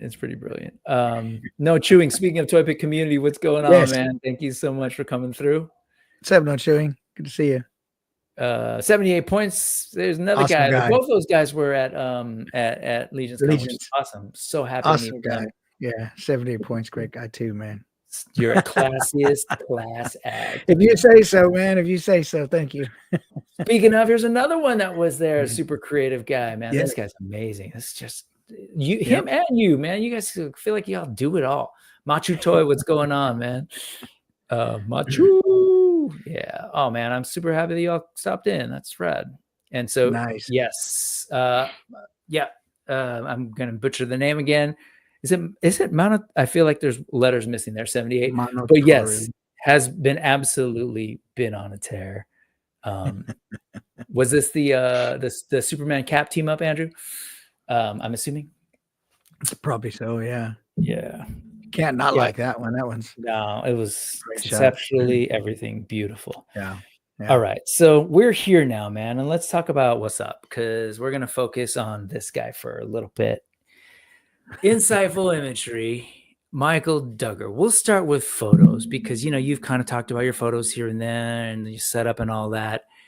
So we got a little bit into your brain, but like as you say, everything is intentional. Everything is set up. I'm looking everything at your blues and your oranges, which tells a color story that I'm very, familiar with, that I understand the power of that colorway. But the way you kind of arrange stuff, talk to me a little bit about, this is his work. If I'm being weirdly cryptic, but this is Michael's work. This figure I know was awesome. So I know photos well. I opened him yesterday for the first time. Nice. I should actually say thank you to Terrence. Terrence, who sort of helped set up that whole 1,000 Swigs. This guy I mentioned in, it was a Mythic Customs or Legion Signs, I'm forgetting now, that I had to skip on this Legion builder. I was like, yeah, just something had to go, right? Like, you can't buy everything. I think it was like a couple days later. He's like, hey man, is this still your dress? I'm like, yeah. And he's like, okay, this is coming. And he didn't tell me what it was. Yesterday, there's a box. I opened it up and it's this figure. And I'm just like, really? So awesome. So super cool. Thank you, Terrence. I appreciate that so much. It's like, wild. That was a similar story. I missed these figures. NY Rebel Thomas, who was at Legion's Con, friend of mine, he sent me the figure. So they had the same story. That's one thing about that community is these people are all also good to be a part, of the community. They're sharing and they're genuine, for the most part, just great folks, and so. Yeah, I think that's, it always starts at the top, right? I feel like the Four Horsemen help kind of create that environment. We're kind of in it. And I think we're just excited to have other people who are into the same kind of stuff. Because while we know from Legion's Con, there's a crap ton of fans, but it's not like, talk to like Marvel Legends folks. That's a much larger sort of fishing pool. So I think in many ways, we're just excited to find other folks that are into it. And sometimes it means like, hey, you missed out. I want to make sure that you have this. So it's amazing. Both you and I had a similar experience with this figure. Yes. I think it's not a one-off thing, clearly. No doubt. Talk to me about the shot.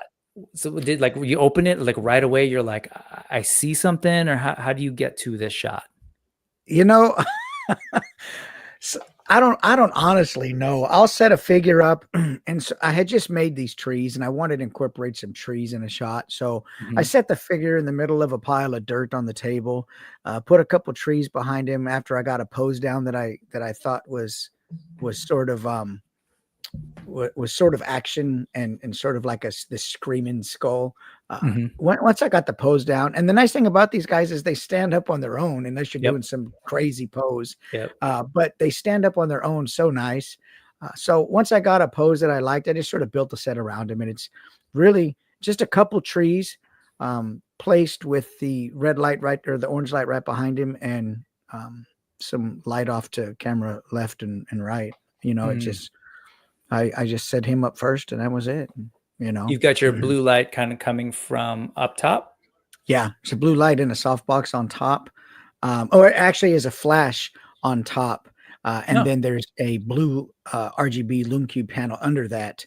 The flash is to sort of cut the blue down a bit and soften up the scene a little bit, but and create sort of the overall light for the shot, the environmental light, and then the rest is sort of just like motivated and light, and then in the back I'm not sure what's in the back behind him, but that's up to your imagination. It could be no matter. It doesn't matter because I'm looking at this figure, right? I'm looking, it's its background, its environment, and it still tells a story. And besides, like when people get super like nitpicky about that kind of stuff, it's like, wait, you're looking at a photo of a skeleton with a sword and shield, and you're worried about the reality of what's happening in the background. All right. we get stuck sometimes. It's beautiful. I really love like the focus. Everything's going on like that's in the background. Clearly it's still a tree, but it reads as it's in the distance, and we're focused on this guy. And I like doing that too, stretching a hand from one corner of the frame to the next corner of the lower frame. It's a good way to fill the frame. This is such an awesome figure. So much texture in that figure. I like him. Can I pick your brain real quick? Like, Yeah. how long does it take you to land on this? Like you said, there's a setup, and then you like, how long would you say before this thing came together for the last snap? You know, some are faster than others, but none of them are under an hour. I'll tell you that. They all take me a long time, and it's just kind of my process. And maybe it's because I get distracted easier or whatever. But I'll look at it. I'll get the shot, the pose, and then I'll get it composed with the camera where I want them to be, and then I'll find little things in the frame that'll bother me when I'm looking through the camera, and I'm like, no, I need to change this, no, I need to change that. Is and so it'll take me a while of totally remodifying everything, and sometimes even just starting again, because I'm so Okay. so picky in a way that I don't know if it's healthy. But conscious, like, because you sort of yeah. said like everything was sort of designed and put together in that shot. So what you're describing is the actual process of that. Like I have to look at it. So I heard you say do you snap and then look at the photo, or are you just looking at it in viewfinder and making adjustments, or like? So so what I'll do is I'll have this set over here on the side, and then I'll take a shot, and then I'll look through the viewfinder, and I'll see if overall everything looks good. If if there's something that I like, and I say, okay, that's the shot, I'll take it into post, and then I'll say, oh, wait a minute, you know what, this guy's hand is here, this is that. Then I'll go back and I'll redo the shot. Gotcha. And then I don't like to you could shoot tethered, but I don't like to shoot tethered because it's just too many cables and it's dark and I knock everything over. So yeah. no. I imagine how that's got to be really tough, especially if you've got the setup and then you knock things down, or if you're trying to take, at intern, Trevor was sort of showing us his setup and like taking multiple shots, and then you can kind of take pieces from multiple shots and kind of combine them or whatever. But you can't do that if you knock the table or if you jolt it. Sure can't remove the tripod with your clumsy foot or whatever, or like knock down the lights like I did earlier. Yes. Oh my gosh, all the time. The figure falls down, all kinds of stuff happens. And there's no short amount of time that it takes me. It takes me a long time. Well, the resulting shot is beautiful, and I'm kind of curious. The last sort of nerdy shot. I won't do this for everyone, but how many shots of this do you have on a drive somewhere before you landed on this one that you've put out on the site? You know what? I should open my Lightroom and see. I probably have no more than 10 shots of this. Okay, just so you got it. Some of it is the lighting, some of it is okay, it's too much blue, okay, the orange is a little overpowering, let me adjust that light. So some of it is just minor details in lighting, or fog for that matter, because there is fog in here. Some of it'll just be the amount of haze in the shot that I don't like, and then so there's probably about 10 shots. You're really a design, you choose, you compose, you frame, and you're snapping. Yeah, that's great, man. It's real cool. I've wondered, and I'll pull this other shot up, then ask you a question. Okay, beautiful. But just in general, your background, did you study photography? Like, because I know you were doing quinces and stuff, so you were just no. Okay. Mm-mm. How did you get to the point where you're buying equipment to be able to like go out and do live events, and then eventually do, like you said, food photography, which takes lights and everything? How do you get to that point? So I started back with I had an old Pentax 35 millimeter camera, and my wife's uncle got me into doing quinceañeras. So I learned what a fast lens meant. I learned what a prime lens meant. I learned what ISO meant. I learned what a camera was about. Sort of doing that, because you're really moving and having to do a lot of stuff in quinceañeras and stuff like that. Right. So I kind of learned from there, and then from there I kind of just migrated over into doing food and stuff like that, watching YouTube videos and seeing what I already had the gear, prime lenses and stuff like that, and flashes. So I sort of just knew what to use from my bag of gear for food photography or for portraits. And it was just a matter of sort of sharpening or focusing on what I wanted to do. I had the gear already. So okay, cool. Just wondered because I actually dated, or I was with a woman for a while, and sorry, long story, but I was in UC Santa Barbara. I don't know if you're California, so you might know where this is. Do you ever hear of a place called Brooks? It was a photo school, Brooks Photo. I don't know. I don't think so. They were out right there next to UCSB. She was up there while I was there. It's like a huge photo school that is no longer. It's private, photo institute. They've been around forever. Wow. And so I would get to hang out with her, help basically be her like assistant, and kind of just sort of see, like they'd rent full on awesome studios and everything, and got to learn about medium format stuff. So I just didn't know if that's part of what you learned, or it sounds to me more like what we were talking about before we went on. Like sometimes you learn by doing, right? Yeah. You have to figure it out. Yeah. I didn't take photography in school. I took cooking.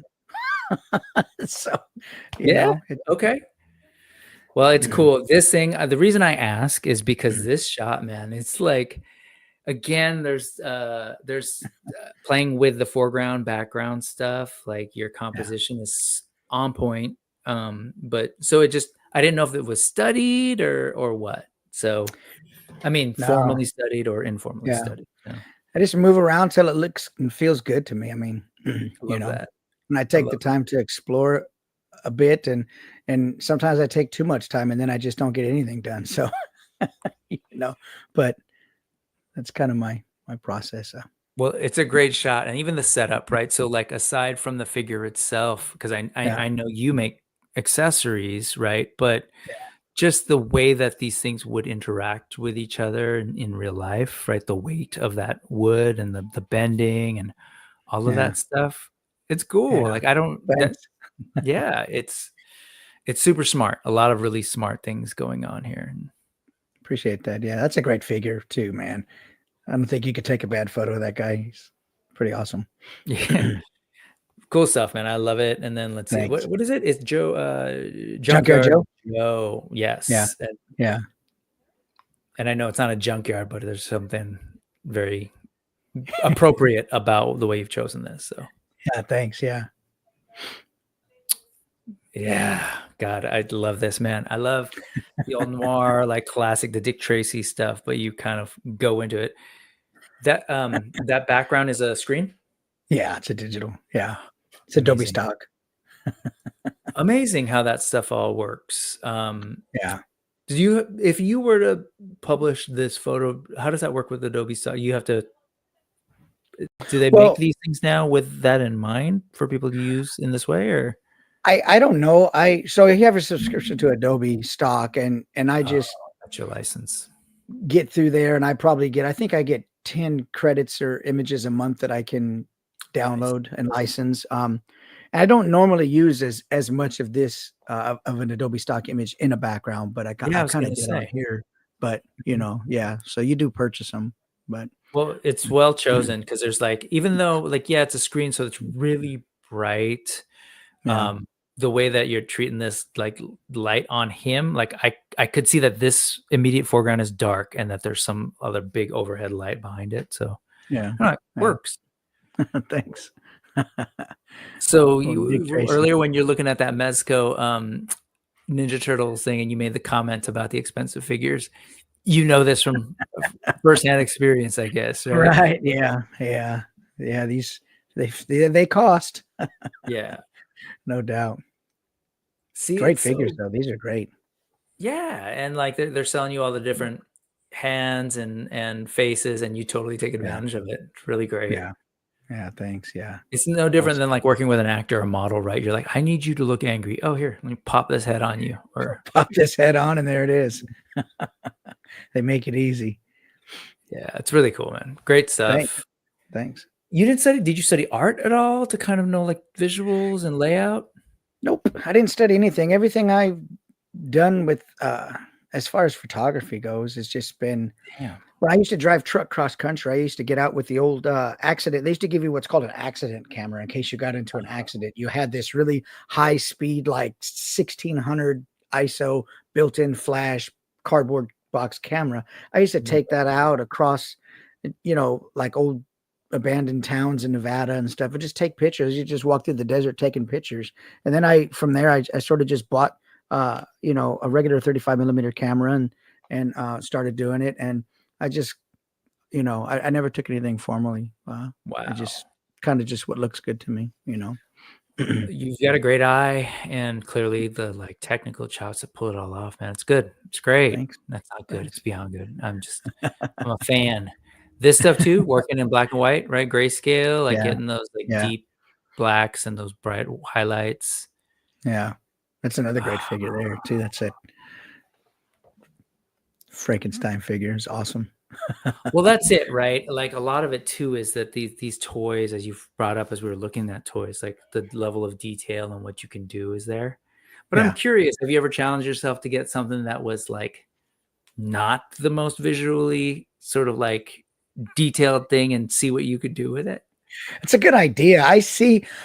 So like when we do the N.E.W.S show and I see people putting pictures up there with some of the most basic plain figures, and I think like, I've seen Playmobil or even Lego, right? And they still make them interesting. And I'm like, that's a skill, because I wouldn't know where to begin with that, man. Yeah. You know, but that's a good idea. I should try that at some point.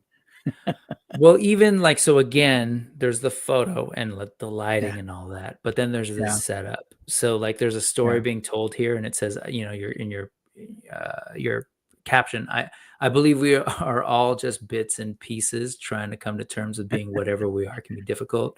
I embrace it and improve it. It's beautiful stuff, and find the glory in who you are meant to be. But like literally when you go to Frankenstein's creature and you realize that Frankenstein, the doctor, put them together from a bunch of cadavers. Yep. There's still like, there's the stuff beyond the lens, beyond the whatever of the setup. Like, so how did you get to this like composition of taking the parts and like he's caressing them, right? He's like, so I looked at everybody's Frankenstein photos that they were putting out, and I'm like, everybody's using these lab pieces and all these props, and I'm thinking, man, these guys are putting out all these incredible shots with these accessories, and I'm like, I don't want to do the same thing. Not that those don't look good; they look fantastic, but I want to do something a little more personal, something a little different. And I don't know how I arrived at this, but I just did. And so the trick was really deciding to not do it in color. I liked the color version too, but I did a gradient map on this to create the black and white. And and so I just liked the feel of the black and white much better. And I can't say how I arrived at the pose. It wasn't pre-thought at all. It just came together, you know. Once again, it just kind of felt right. It just kind of, you know, it's like good choice after good choice after good choice that's happening, man. And like, yeah, because the choice to do black and white, it's very much like I don't know, like it's the high contrast black and white in particular. It's very intimate. Yeah. The way he's holding these different body parts, that like it's really, really cool. Anyway. Yeah. Thanks. It's art, man. Like that's a piece of art right there. That love it. Thanks. For sure. And like, hey, this is like one of my jams. I do a lot of high fantasy, a lot of sci-fi, but post-apocalyptic stuff. Yeah. Love that stuff. What are you using here? What is this, the ramen car? What's the car? No, that was so the guys from Odd Frog Entertainment, they put this car, it's called the Bandito, and they shipped it around to different photographers to generate traction for their what do you call it? Kickstarter. And so I had the car for about a week and I did some shots with it, and it's an awesome car. I mean, the lights and everything come on, the doors open and stuff. Just a really nice looking car. So this is one of the shots I did for them sending me the car for the week. Oh, okay. And it's a 1/12 scale car. So you had a time limit on this too, so you had to figure out what you were going to do. Yeah, it's very cool. I love the crop. You know, I don't know how they feel about it, because you're like, it's a car, but then you're not showing all of it. But in the way you did, you are showing it. I mean, it's like we get to see some of the detail. Like this is really cool. Yeah. big car is interesting. You want to photograph a big car, 1/12 scale car, until you get it, and then you're like, Jesus, this thing's big. What do I? Yeah, How do I handle it? photograph it? I don't have a diorama for this. What am I going to do? And you get in close. You got your road. No, it's smart. Yeah. So I'm assuming this is all a screen back here, starting back here in the back. Yeah, it's a screen. And I had the probe lens for this, so it's a little easier to get it all in. That probe lens is pretty wide, and you can get really close. I've heard folks talking about that. That literally is that long looking thing. Yeah. Okay. And so what is essentially that's like a super like macro thing? I think it's a 2-to-1 macro is what it is, I think. And it's you get in really close, but it's still really wide. And so you can get things around it. And there isn't much like distortion either. I'm looking around here. Is that from the lens or do you have to correct that? No, there's not much when you're that close. It doesn't have the ability to focus very, very deep. Sure. So and it's pretty dark in that lens. You really got to put a light on there to see your focus. But it's a very specialty lens, no doubt. Yeah, that's cool. I know. Yeah, who did I hear? I think it was Emerald Knight was talking about his the other day, like in that that probe thing.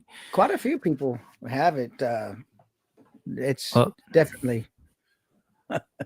Yeah, well, it looks good. And again, it's your eye. It's the composition too.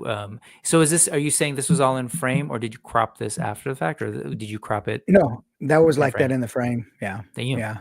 Yeah. And I made that road at a court. So yeah. Well, that's a good transition because we're going to slowly get to the other stuff you do. So he takes the photos, right? Here, we'll get there. Like if folks haven't noticed, there are objects in his photos like this thing here that's pretty prominent in the center that we'll talk a little bit as we go. But some of these barrels we saw in the Junkyard Joe as well, right? Yeah, good eye. Yeah, for sure. Yep. But this stuff is cool. This was it's like now you got the figure, but actually the attention is less on the figure and now focusing a little bit more on the prop. Yeah. Really cool, man. And in the interest of time, this is great. I could go on about the actual photo, but it's fantastic. I know this figure too, so I like your choices on even styling the figure. That's a fun figure too, man. Yeah. And I say styling again because it's that's your model. Like, right. And and then we start to get to here. And again, cool shot of the Boglin. What is it? What do they call him again? He's a goblin. Swale. Hellfire goblin. Hellfire goblin. Yeah. Hellfire goblin. Yeah. God, I have one of these still in package. But yes. But it's the environment. It's like, dude, what is he in? Like he's in this nasty, rusty cage. Yeah. And so just like that last shot, like there's the figure, but then there's also like what's going on around in the props and the environment. And then this is sort of the last one. This is like, okay, well, let's just get rid of the figure and let's just look at the stuff. That's actually Toy Mirth's photo. So not your photo, but my props. Yeah. Yes.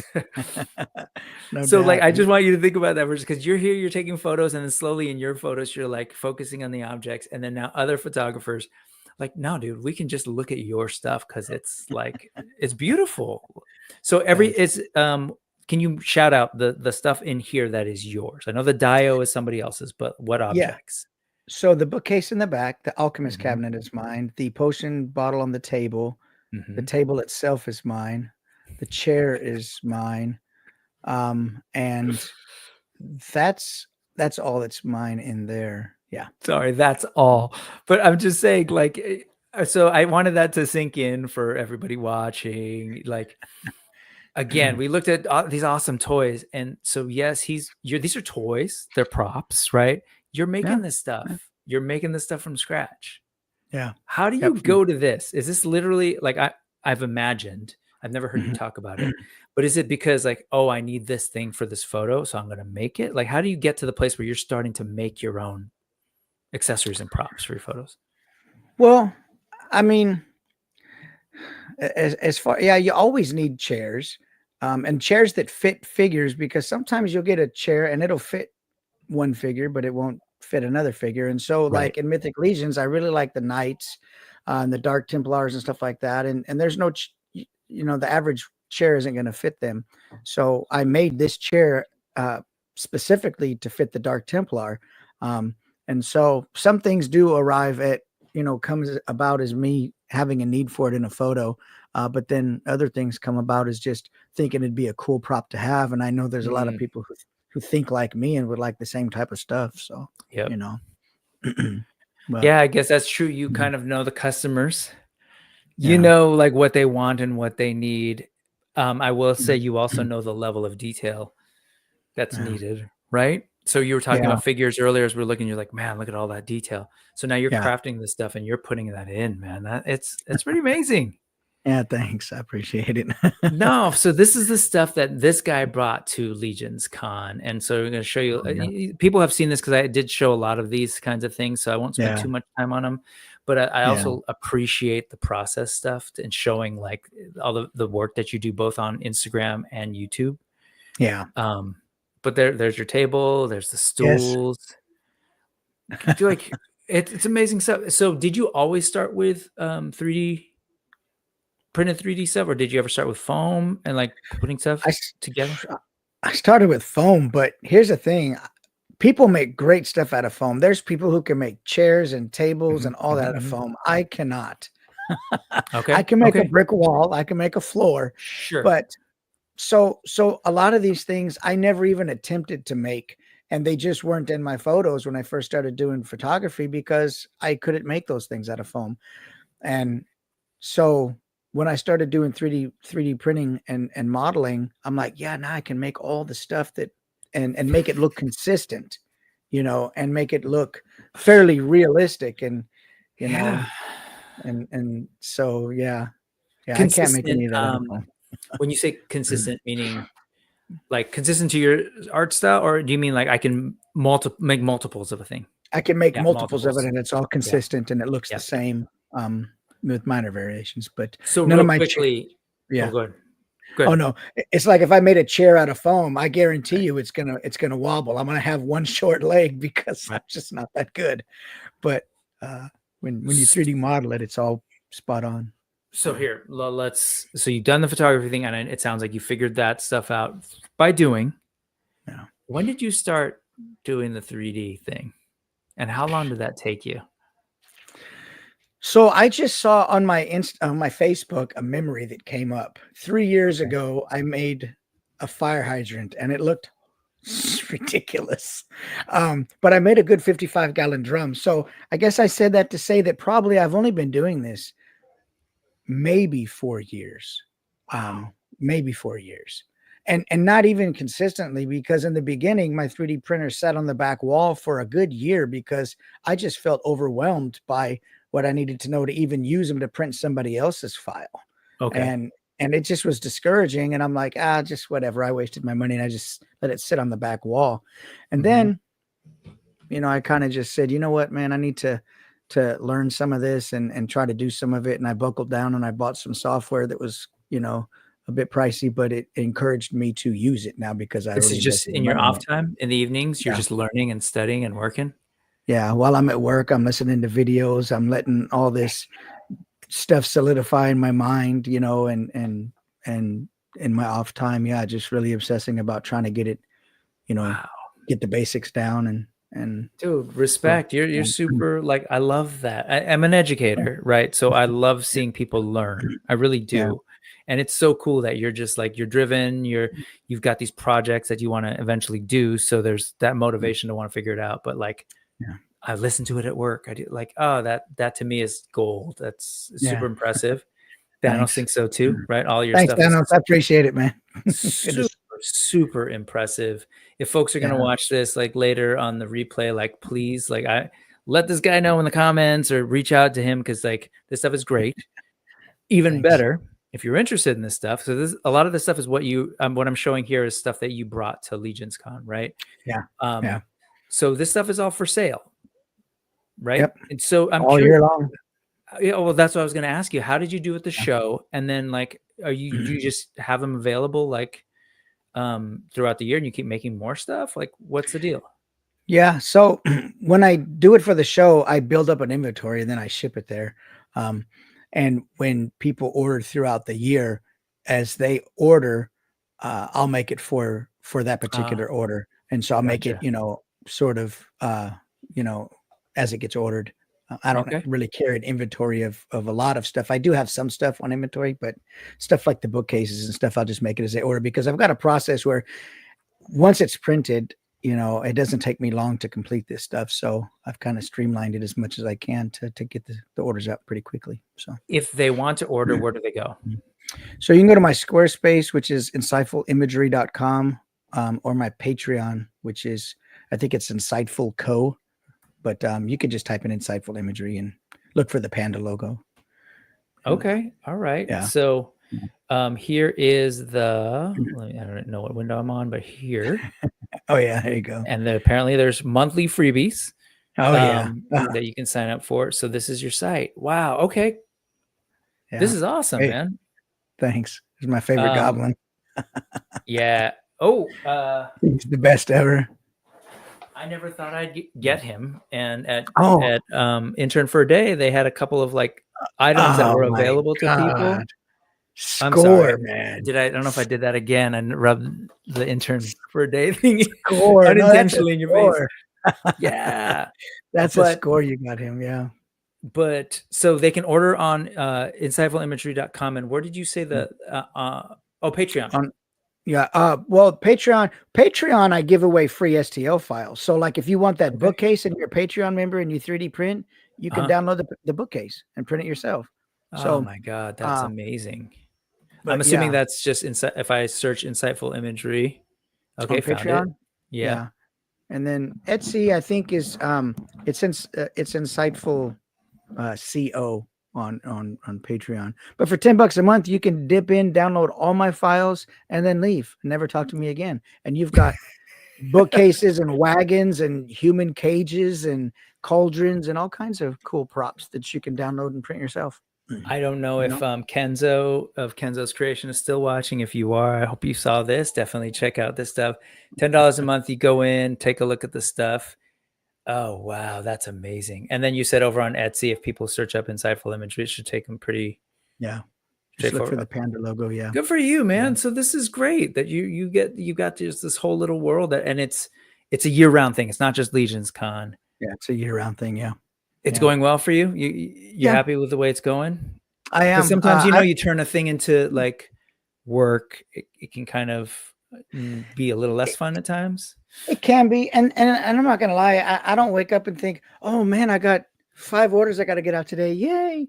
But some days you need to motivate yourself to do it. It's not always, fantastic, but most of the time, it is fantastic. And it's a getaway and it's art and it's fun to be creative and I'm thankful for where it's all come, from, That's amazing.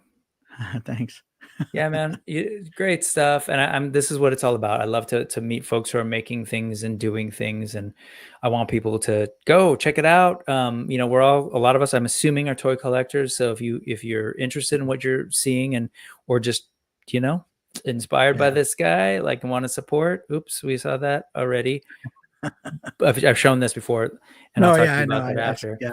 I love it. But so this is his Instagram that we looked at. This was the Etsy shop.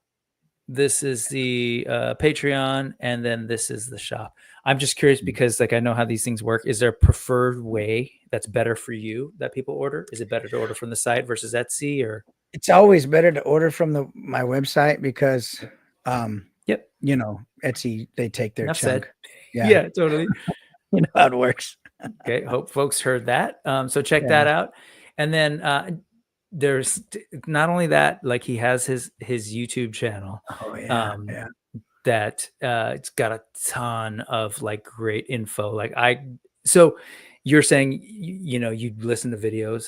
So now he's putting what he's learned out for other folks who are interested. So check this out. This was amazing to me. Like the use of cinnamon to create that weathered look and that rust. Here's the full on channel. But yeah, just a lot of great stuff. I don't know how you find the time to do any of this, but it's amazing. Thanks. I appreciate it. Yeah. And my brother would be really into this stuff too. Right? He does his custom stuff too. I think he'd really be into checking this stuff out, man. Everything from pouring resin to 3D stuff. There were some painting things in here and like weathering stuff in here as well. And cool stuff, man. Yeah, thanks. Hats off. No, man. And thank you for coming through today. I appreciate it. And I know we've gone a little over 2 hours, but man, thank you so much for coming on and like sharing your stuff and like spending some time to look at like other people's stuff with me. Heck yeah, man.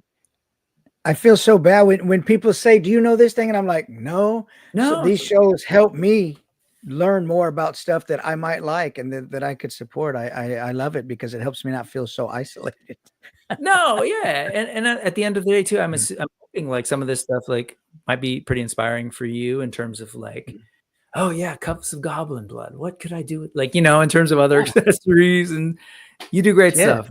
I really appreciate all this. And at some point, seriously, we don't live far. At some point we got to connect in real life too, man. I would love to just hang out and pick your brain, but I genuinely love your stuff and respect your work, man. I appreciate you so much. I didn't say this, but like, if you can't tell, maybe people can tell, like, super nice guy too. It was like, to be fair, I didn't meet a single a-hole at Legion's Con, but I really enjoyed like just seeing you and saying hello and like meeting, Sylvia, and it was cool, man. Hanging out with you, sitting next to you as we all kind of geeked out for. I know. So. Right on. Man. Thanks so much, man. So other people clearly know what's up, right? JMac77, thank you so much. He enjoys your work. Thank you for watching. Zio Adams, another like super talented customizer. This guy makes me buy toys that I didn't think I'd have any interest in. He inspired me to buy a Black Series droid last week. So thank you for that thought, Zio. I appreciate it, man. Nice. Anyway, thank you so much, man, for hanging out. I hope you've got like positive, fun plans for the next couple of days. You hanging out with folks. Tamales. A lot of tamales. Wife's making tamales. That's all I need. But of course. That's all I need. I love that, man. That's fantastic. Yeah. All right, folks. Well, thank you to everybody who joined us live today. Appreciate that. For the folks who are going to be watching the replay, again, there's that URL and that QR code over there, and I'll make sure that you get access to that too, because I know there's some things sounds like you might want to do some research on, Michael. Yeah, especially vampires, zombies, Sasquatch, the whole nine, man. Some more werewolves. Folks. We need more werewolves. This is true. All right, folks. Let's see. I think I set it up so I can still play this music. Let's see. Oh yeah, there you go. Thank you. Insightful Imagery, Michael Duggar. Thank you so much, man. Oakland representative from South City, from here. Peace, power, all those things. Check out his stuff. All right, folks. Have a great week. I hope everyone actually has a wonderful break. You get time with family. Have a good New Year. But when is New Year's? Safe. Is New Year's like? Oh no, I'll still see people before the New Year. So I'll see you next Sunday, 3:45. Yeah. All right, folks. That's it. I'm gonna stop talking. Bye. Hang out, Michael. We'll check it after. Okay. This is got the end tag. Yeah. There's like words here or something interesting. Blah blah blah.